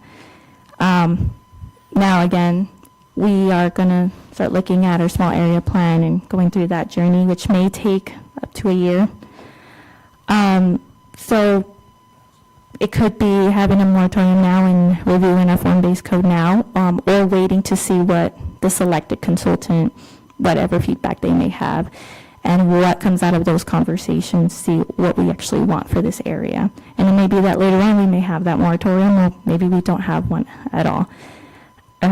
But yeah, I guess this is something to think about and something that we've been discussing potentially for city center core, city center general, maybe even gateway core, which is more of that Harrison area. So I would like to just hear your thoughts after seeing these site plans and concept plans. Mr. Dixon? Could I just clarify what we're talking about when we say moratorium, because some may or may not fully understand. Because we've secured a grant to look at the city center core area as a city center, right? And we're going to be able to do a small area plan. So for the general public, that's taking a real microscopic look at a very small defined area and doing all kinds of analysis to figure out how could this redevelop for the city. In our general plan, this is supposed to be kind of a city center, right?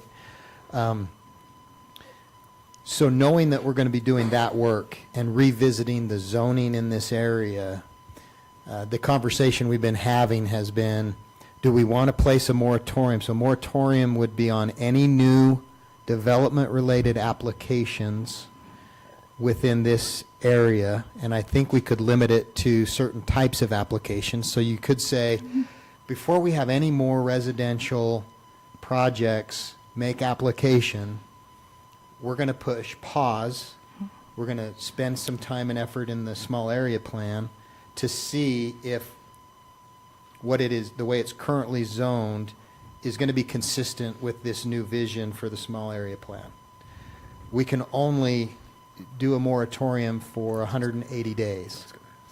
In the past, we've done them in 90-day increments to say, let's do it for 90, and then we'll revisit and extend that. So that's the feedback we're looking for, is just, is that something the council might be interested in, to say, hey, let's push pause, get the small area plan done, or no, let's just continue to accept applications, and then we'll do our plan, and if there's updates that are needed, we'll make those updates as we go. So. Yes. So my question would be, how, I know that we've talked about it in the past, but how fast are we going to be able to get the small area plan back? If it's as fast as a year, putting a moratorium would not really, unless we can stack another one after. 'Cause we won't have it back yet. Right, and it might just be that those are the first initial conversations we have with the consultant, right, in the first 3 or 6 months. Or we can wait 3 or 6 months and then have that 90-day moratorium or that 180-day moratorium. So, no, you're right. I mean, it's not going to be for that whole year.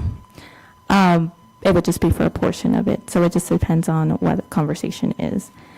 Or if you're looking at these site plans saying, hey, you know, I don't love them, I'd rather get the ball rolling on something now. That's really where the question comes into play. Are you okay with having one later on in the next few months? Would you want one right away? Or maybe you don't want one at all. Well, and I guess coming back to the same, for me at least, Mhm. I guess it'd depend on what Yeah, the it is conversation. coming, because Right. there's obviously going to be certain things that we'd be crazy to Mhm. push pause on. Yeah, for sure. I mean, say, I'm not saying, please don't take this wrong. We're not getting a Trader Joe's, but I'm saying if Trader Joe's was coming, we'd Uh-huh. hate to say, pause, let's review things and give us 180 days to make a decision. But it may be that at that point that'd be a commercial So application. we can put a pause on residential for, Yeah. Yeah. I think we should do that. It may take them 180 days to come up with a plan. Because it sounds like there's a lot of questions whether, how they're going to move forward Mhm. in aspects of it. We haven't really got a structure, strong structure in some of the developments. That's why we just do our residential. Sure, and then we can touch base with our legal counsel too, as to what, like I know it's in 90 days and 180 days, but what is the required time between two moratoriums? Like, is it 1 calendar year? Or is it, no, it's a specific 365 days between each Yeah, let's one. find that out and revisit this in 2 weeks. Okay. Councilmember Howard, or no, Councilmember Stewart, some questions?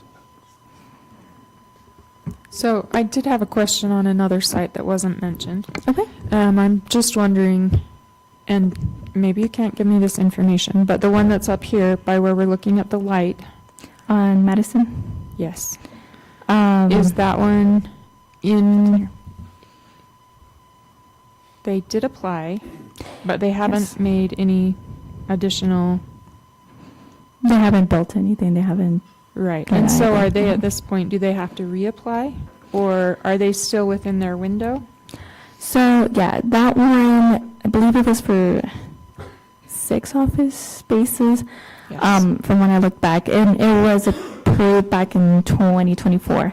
I did touch base with our building official and see if they had at least started a building permit, and they did. So it looks like they were issued a building permit, how do I say, I think at the end of last year, and they got another one issued to them this year.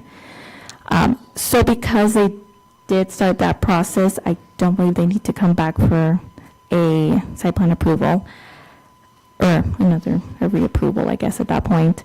The building official, Tyson, did reach out to them and let them know that they do need to start soon. From what he was told is they're wanting to do something before winter hits. So because of that, no, it's not expired quite yet. Okay, just there are a couple of issues that Yeah.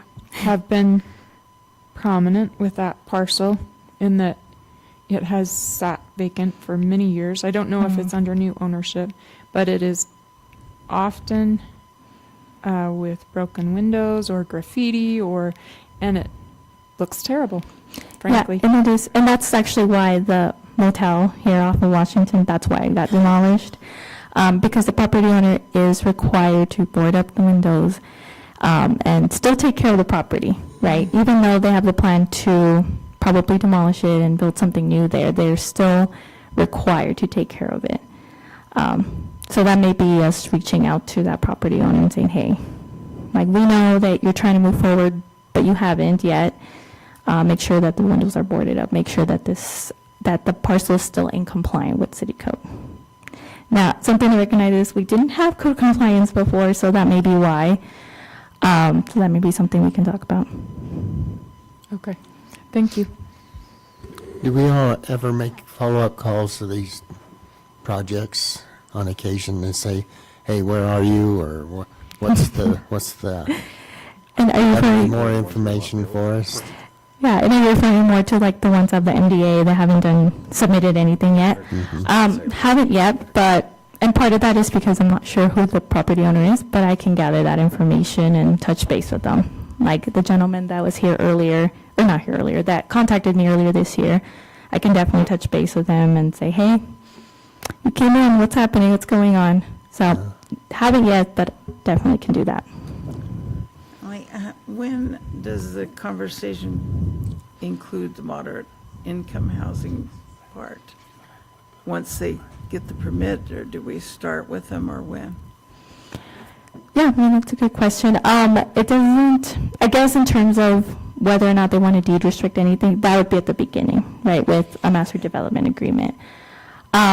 But other than that, no, it doesn't really come into play till later on. But that's something we can look at and see, hey, do we want to start, and actually that goes back to a conversation earlier this year about modern income housing, right? Like with these potential developers coming in, or developments coming in, do we want to have something embedded in our code, or have more master development agreements where we give them something as long as they deed restrict a certain number for affordable housing? Yeah, something to look into. So we haven't got that in Not our yet, code no, yet. not yet. Okay. Okay. Not the one off of Harrison, yeah. Yeah, this is 40th Street, but yeah.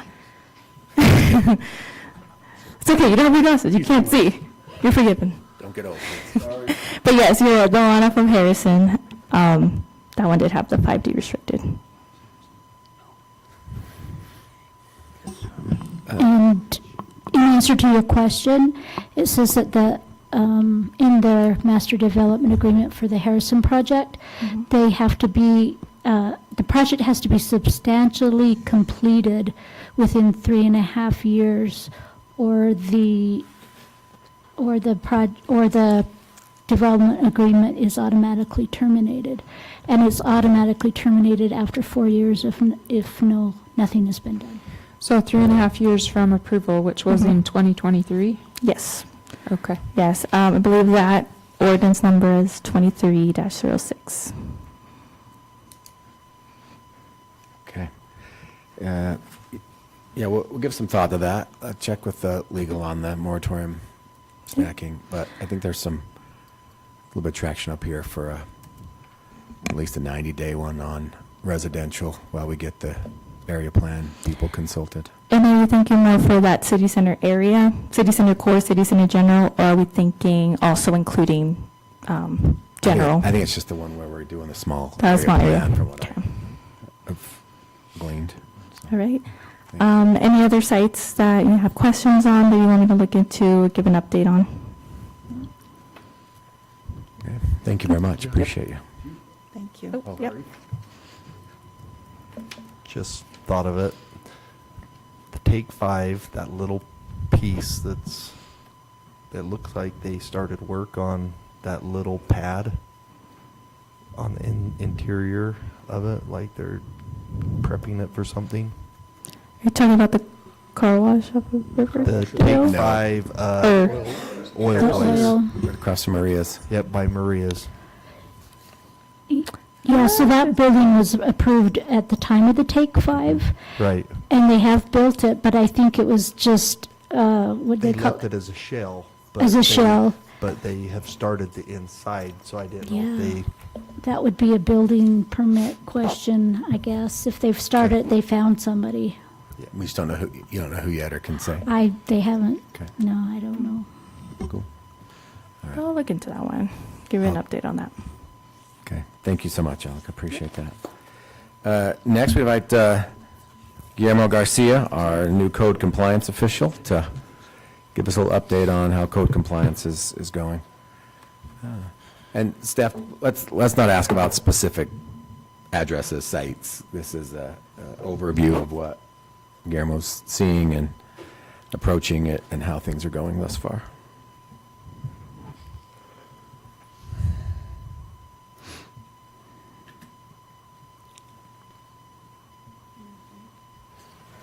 We could get really sideways here. Sorry, I'm trying to connect. No, you're good. There you go. Okay, I think it's working now. Tiny. Hey, look at that. Oh, he's got PowerPoints. Oh, yeah. I want to go fast. So you guys can. I know you're tired. Keeps us on track. All good. Okay. There you go.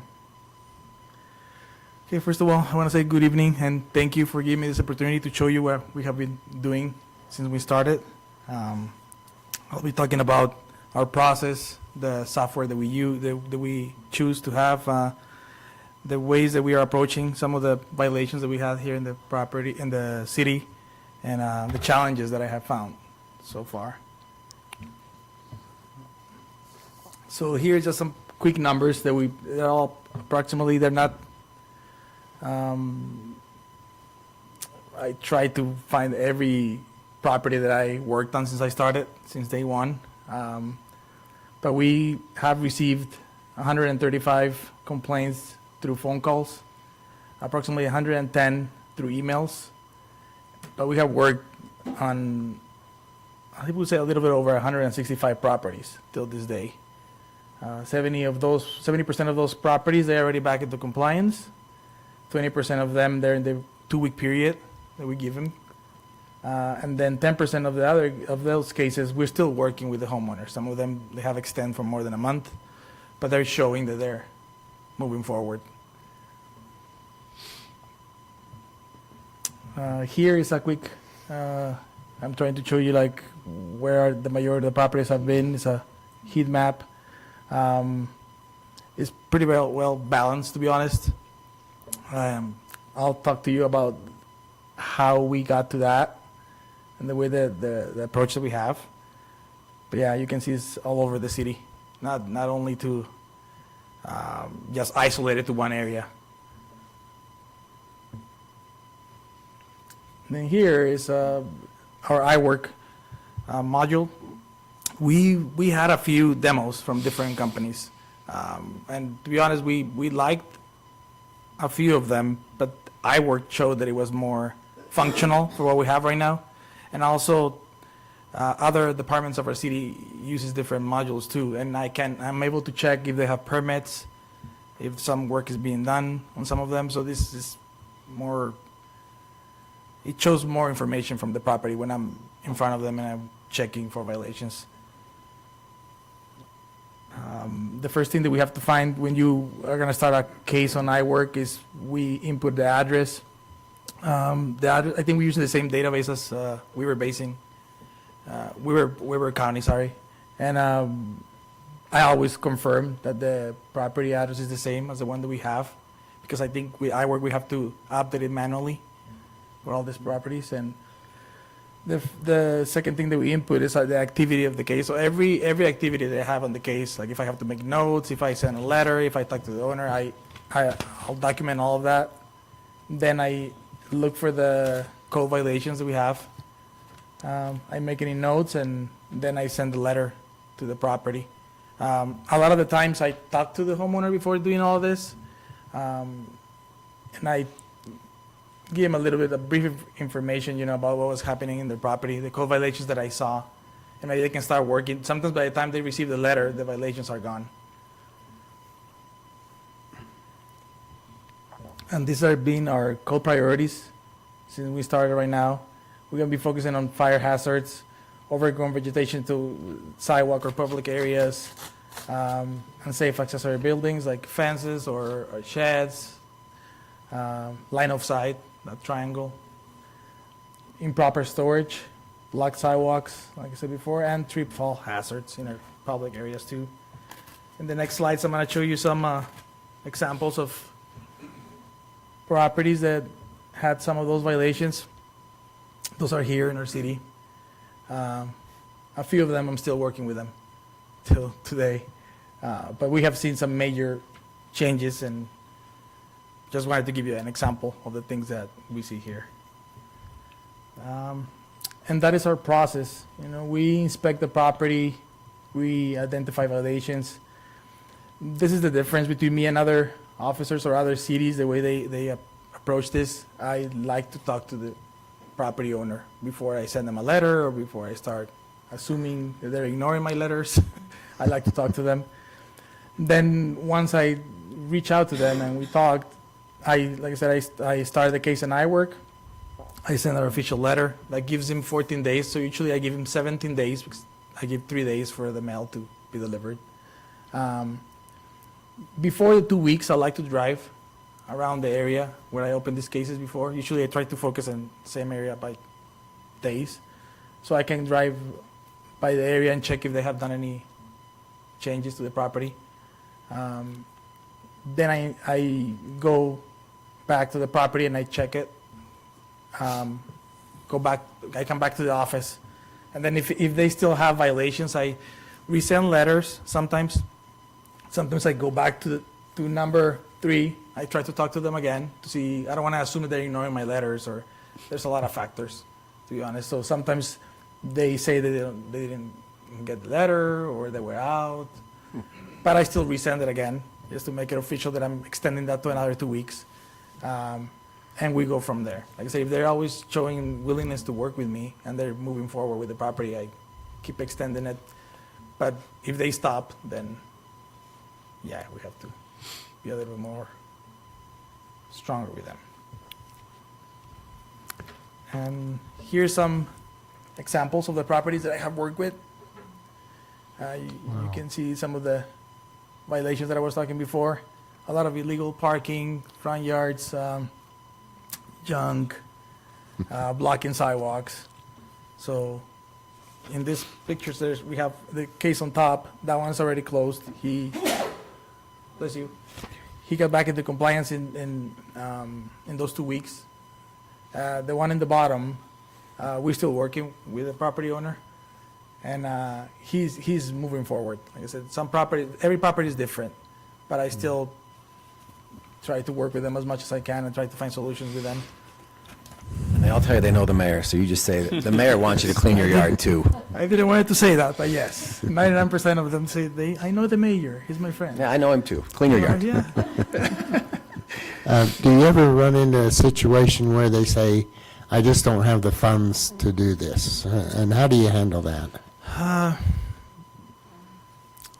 It happens a lot. It happens a lot, yeah. Like I said, I try to motivate them Okay. to get back to compliance, because at the end, the city can go in there, and I'll talk about it a little later, but we can go in there and we can get that property back into compliance, and it is going to be more expensive. Right. So again, if time is what they need, I'm willing to give it to them as long as they're working little by little at least. There's lots of apartments and townhomes in the city available. Mm-hmm. If you don't want to do yard work. And this is another example of another area that we found. It's a big homeless camp and a lot of stuff behind. Was a lot of digging. We needed to find the property owners. That sometimes puts us behind too, because we don't know who owns the parcel. We have a P.O. box or something. It's really hard to get a hold of it, but we got this one here. And this is some of the approaches, reactive and proactive. That's usually what cities adopt. And reactive, we are waiting for people to send us those complaints our way. Usually they're not, it's very inconsistent. Sometimes we stay in one area only. Proactive, we go out there and we start looking for these violations, but it needs more resources. Yeah, it's a little harder. And with us here, what I have this hybrid method that I wait for people's complaints and then I check the area around it. That way we keep it, and as you saw on a map before, it keeps it very well balanced, and we're taking care of these code violations all over the city. So some of this stuff I have seen in this is some of the challenges that I have found with our code and the code violations that we see here in the city. And these four right here, I think are our main issues here. And I feel like me and Alika, we have been working, all the team, to be honest, trying to see what we can do to maybe do some changes, but at the end, we all have to work together to find how we can modernize or improve. So you're saying that these are issues, but there's really nothing in our code that addresses those We issues? have some stuff in our Or code. Very little in the code, not very specific, Yes, not very, okay. Exactly. So we had some complaints about some properties that there's so much that I can do because our codes, when it comes to like junk or debris or inoperable vehicles, they're all in the same code. So it is kind of hard for the open storage. You know, some people is like, that is not junk. and I understand that too, but it is a little difficult when it comes to that. Carports, the winter is coming too. You can see it already when you drive around the city. Those open carports, they're not garages, you can see, and people just store stuff in there. But then it gets exposed to the weather. It gets wet, they have furniture in there, so now it becomes junk. The approved parking surfaces, as you saw the pictures, we have a lot of people parking in there. Grass, they're tracking that, they're going up the curb to use the opposite side of the house where they have the driveway. And the property parking regulations, I see it more with, I would say recreational vehicles, a lot. Trailers park in different, and then you talk to them and they're like, well, I need a parking for my RV, for my boat, for stuff like that. So those are things that I have seen, yeah.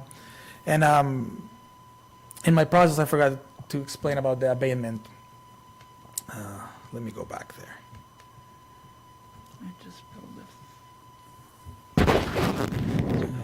this. So when we close our case, we also can send fines, and also the abatement is an option too.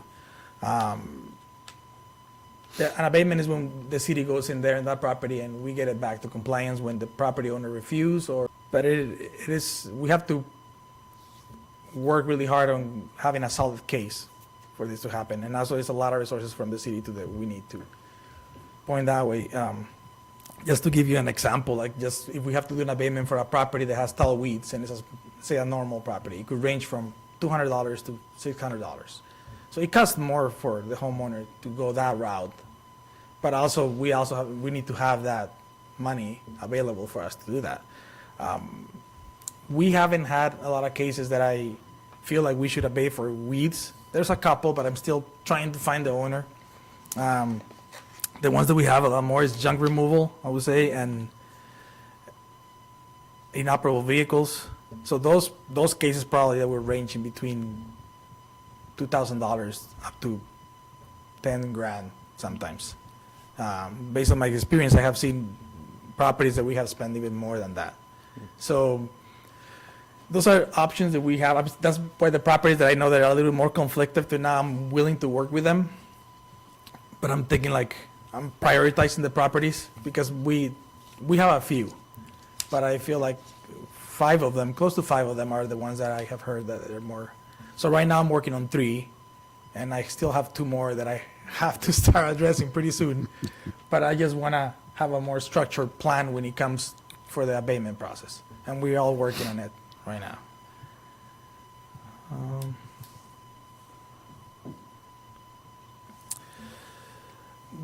This is our email that we have set up to receive code violations. So if any resident goes to you guys, I know they look for you for answers and stuff like that, but if you want to direct them to me, this is the email that they can send all their complaints. I will be happy to be the main contact for them. This will speed up the process too, and also I can keep track of, in these emails. And yeah, you have any questions? Yeah, questions for Darren? Mayor, I have. Yeah, please. I just have a suggestion. Yes. When these property owners complete their property and improves and it becomes a closed case, Yeah. why don't you send them a thank you note and say, thank you for doing that? I always thank them. Do you? Yeah. Yeah. But if my you other send, time. if Yeah. you send it through the mail, they get it in the mail and they'll be able to do that. If postage is an issue, I'll pay the postage. Yeah. The No, but other- it is a good idea. He's gonna say thank you, Chris. I'll try to work on something more official.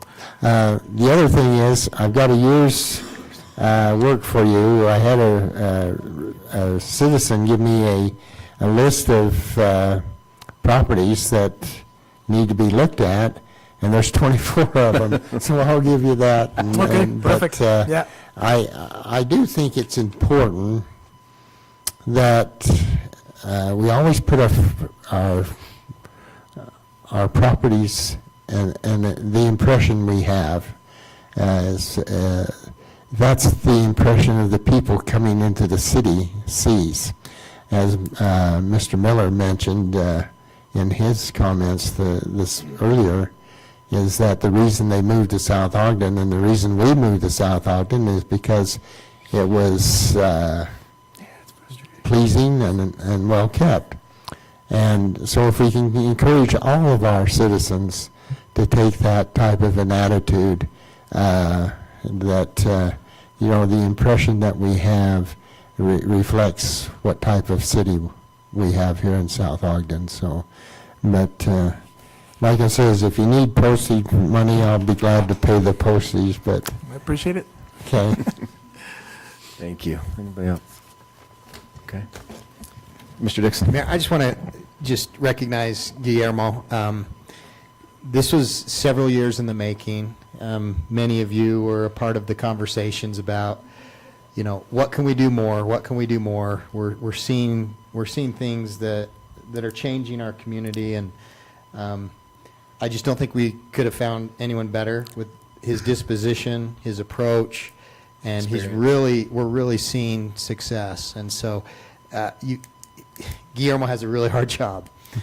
And it's been great getting you on board and seeing the work you're doing. So just wanted to recognize him and let the community know this has been on the city's mind for too many years. And finally, the council said, let's get a full-time person dedicated to code compliance. And so it's a good day. Looking forward to the Thank you. future. Yeah. Thank you. Okay. Yeah, and like I said, right now, I know 165 properties seems like a lot, but that number is gonna double pretty fast. We have been working his list so just hard. give you- Yeah, yeah. Oh, we just received another one. I have this person that he comes here every month, and he drops an envelope. He just walks in through the main glass window, and he just drops it there. And this one, I bet I can don't know if guess it's the who it same is. one, but it has more than 20 properties too. Well, sometimes you can't Yeah. eat the whole elephant at one time. No, that's the thing. There is only me. So Well, I and some people's definition of a code violation is, yeah. A lot of these Strict than things go others. to parks, streets, PD, fire, but everybody's working really closely with me. They're helping me a lot.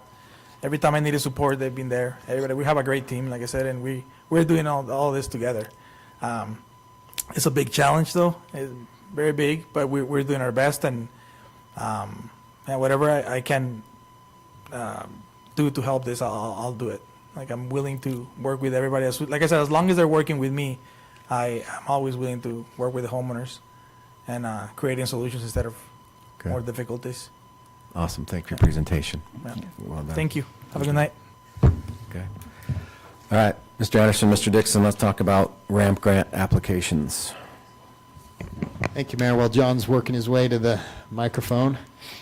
This is the time of year, each year, that we want to start talking about ramp grant applications. Those applications are due early next year, early January, typically. John will know the actual date. But tonight, we're just hoping to share some of staff's ideas on potential ramp grant applications, and then hoping that any ideas you have for applications that you share with us. So this gives us a few months to start building our applications and getting project costs together and ready for January. So, Mr. Anderson, thank you.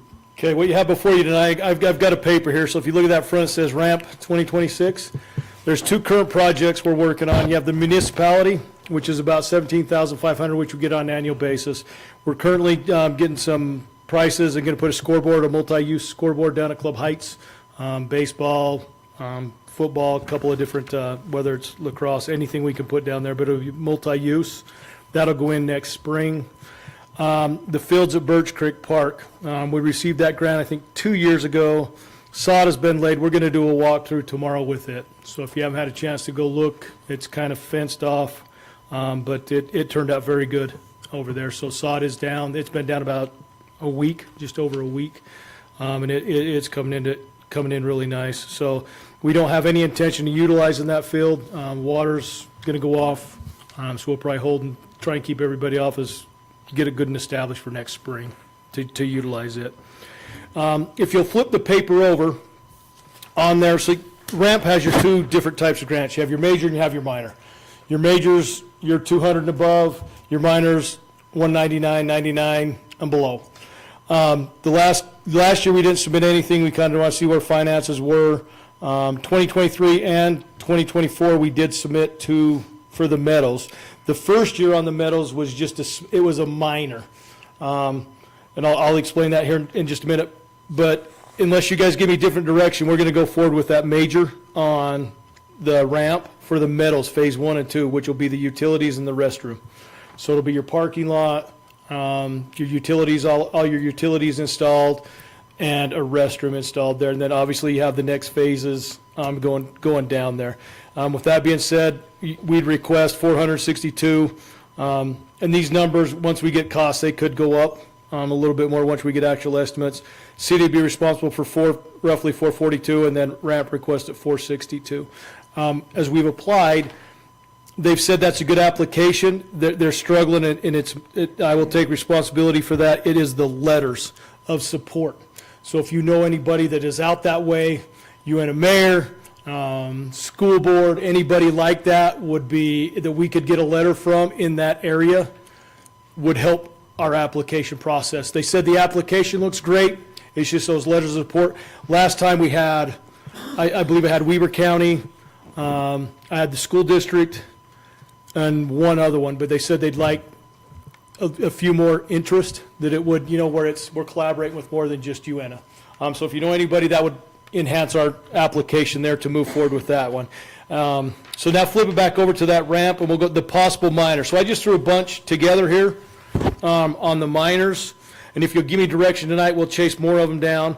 The first one, obviously, and there's money in the budget, Nature Park Playground resurfacing.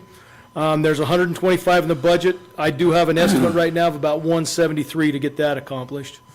The next one, the splash pad upgrade. Since we've talked, our controller bit the dust the last week of August, 1st of September, so we can no longer run that. So that has gone up. Was thinking around 50. It's going to be 78,000. That will replace every feature there, all 9 features, and it will be a new controller.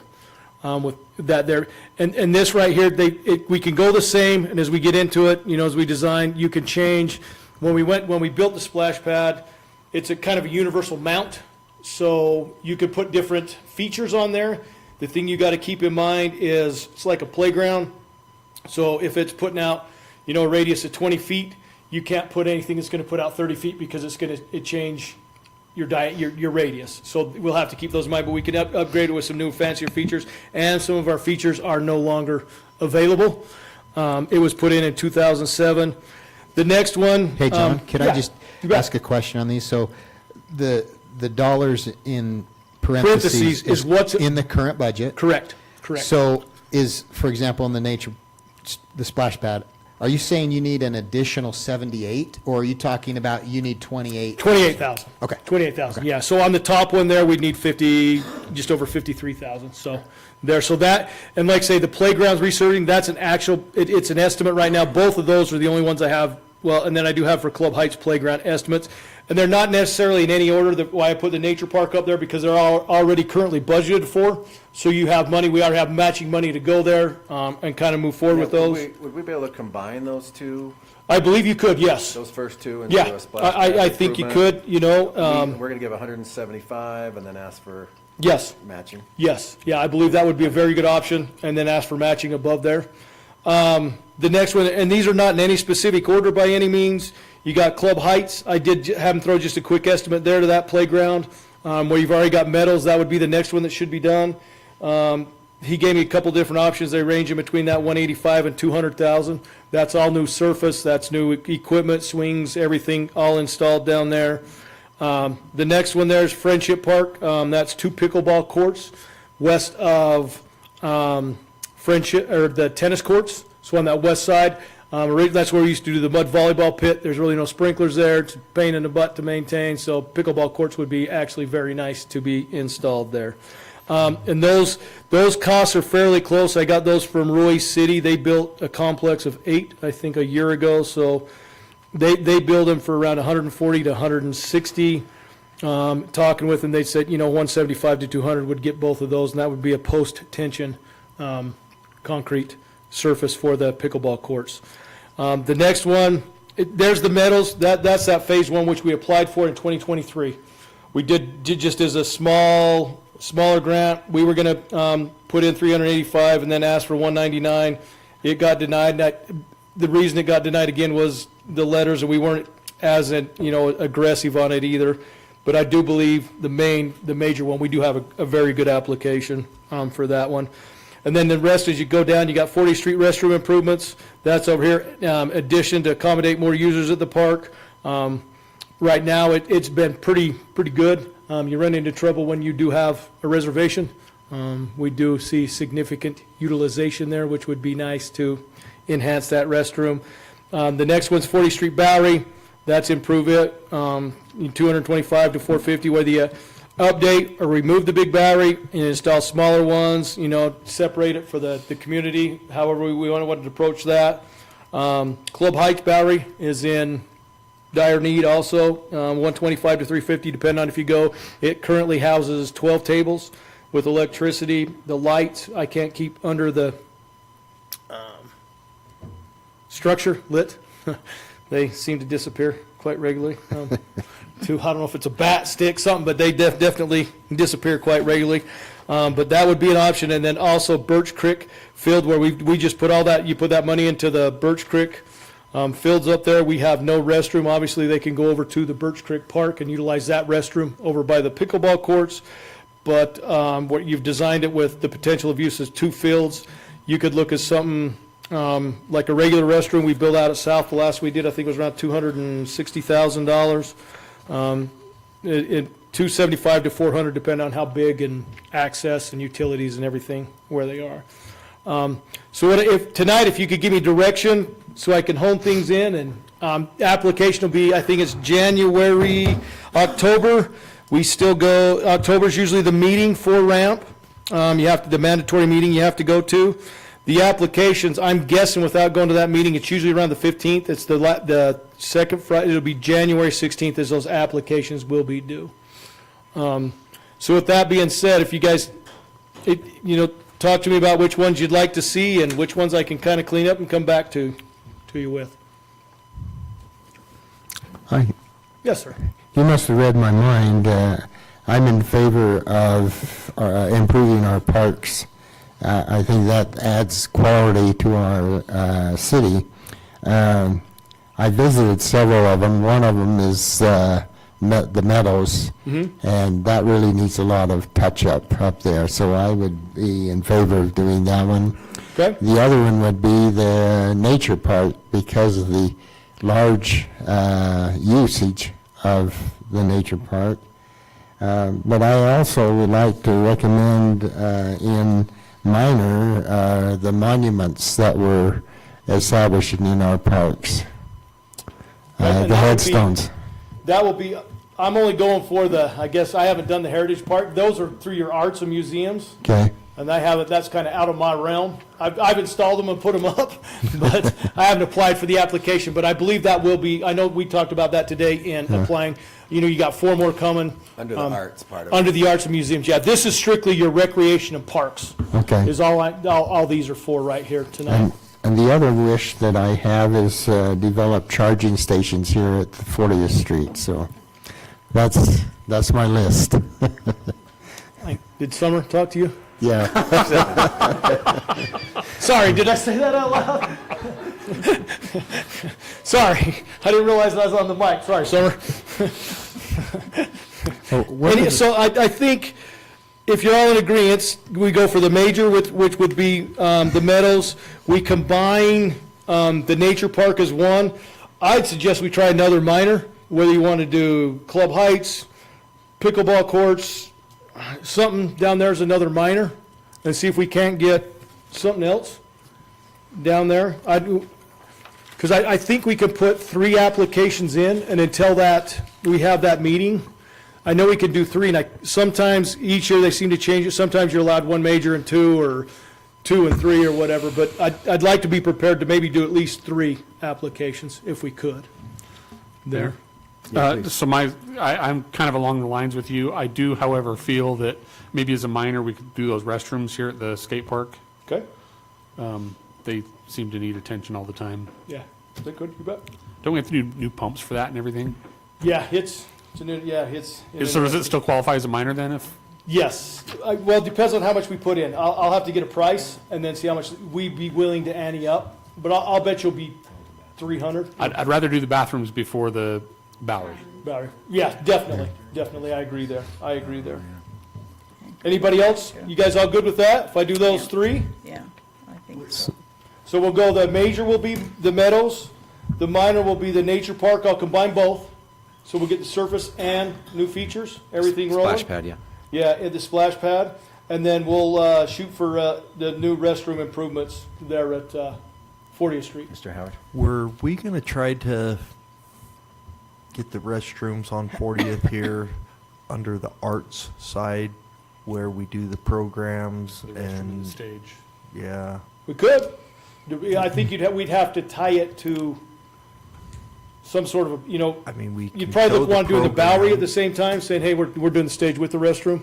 Yeah, Something to and that would effect. classify as the For art, stage. fall I under believe the so. arts, and there's nobody that puts in for those. Right, ours is definitely a lot. It's Stage. getting bigger, definitely getting bigger, but Would it be better than to do the restroom at Birch Creek first and then combine the restroom to the arts with the Bowery?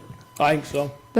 The issue that we've talked about with doing a stage right there is we've already super concentrated stuff happening right there. We've already got the skate park, we got the Yeah. playground, we got the Boweries.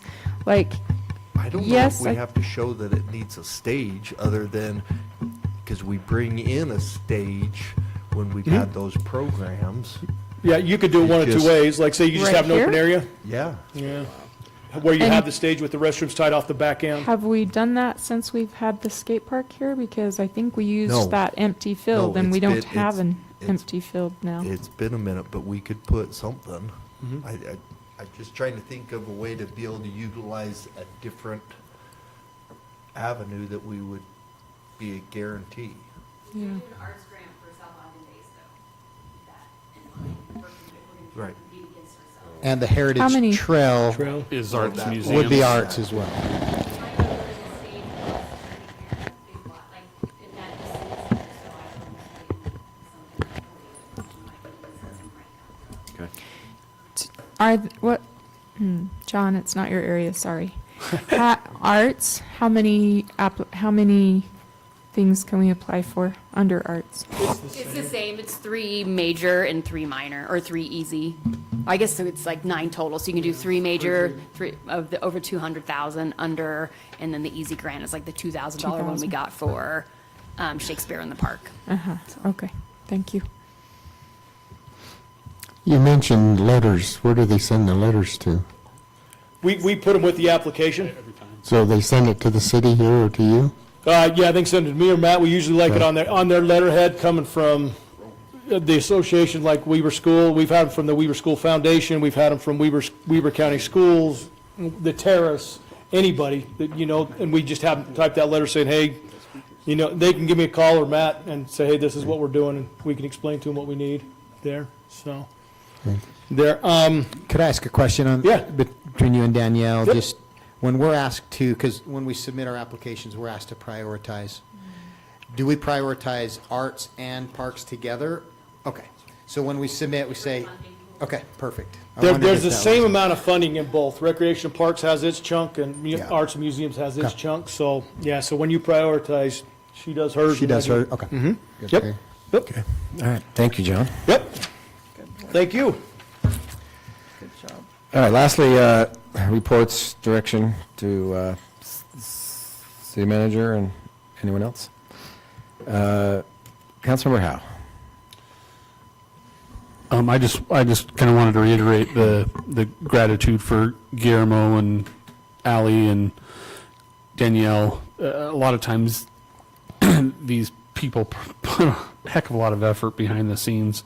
Danielle's doing our youth city council again. We've had our first two meetings, first meeting and a work session. And again, a great opportunity to reach out into the community and give these high school kids some direction. So really, really appreciate that. And Guillermo and Ally, again, same thing. Other than that, I think I've said enough tonight. Okay, Councilmember Howard. I'm actually just going to echo exactly those same thoughts, and I'm not trying to take the lazy or easy way out, but it is very, very much appreciated what you guys have brought to the city. The addition to the city is greatly appreciated. So thank you. Thank you. Councilmember Stewart. Thanks. I've got a few things. I went to a conference recently, and they talked about one of the breakouts was about healthy aging, and they specifically talked about addressing homebound seniors in our emergency response plans. I don't know if we already do that, but I think if not, that would be something that would be worthwhile to look at. I attended LPC yesterday. There was a lot. There's going to be a lot more. It's getting busier. And they are talking and looking about moderate income housing 2.0, yeah. Anyway, and the state housing plan. Stay tuned. It's going to keep moving and changing, it sounds like. And on that note, we submitted ours in August, correct? Yeah. And did we see it? Did the council see it? No, not the report that was submitted. You saw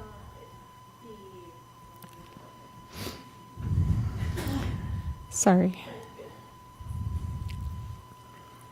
No, but you saw the change to the general plan for the modern income housing, and it was basically that. So we have 5 strategies, and we're only required to report on 3. I reported on 4 just in case they had some questions on one of them. I reported on discussion on ADUs, because I did have that discussion with Planning Commission. Then the discussion we had earlier on about that research paper that was turned into the city, and then just work that we've been doing for our small area plan and those site plans that were submitted for that. Okay. I believe there was one more. And then research on city-owned property.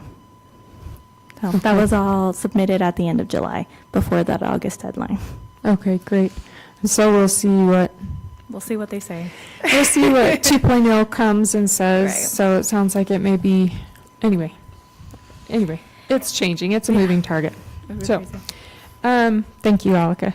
And then also at the conference that I mentioned about the homebound seniors, they also talked about grants. I know AARP, we've talked about these before, that AARP has grants that we can apply for. Their next round closes March 2026. They range from 1,500 to 25,000. I wondered if there's, like if we could look at park benches or something, right? What they're wanting to look at is, are there things that the city is doing or that they would do if they had this funding to improve our community for our senior citizens?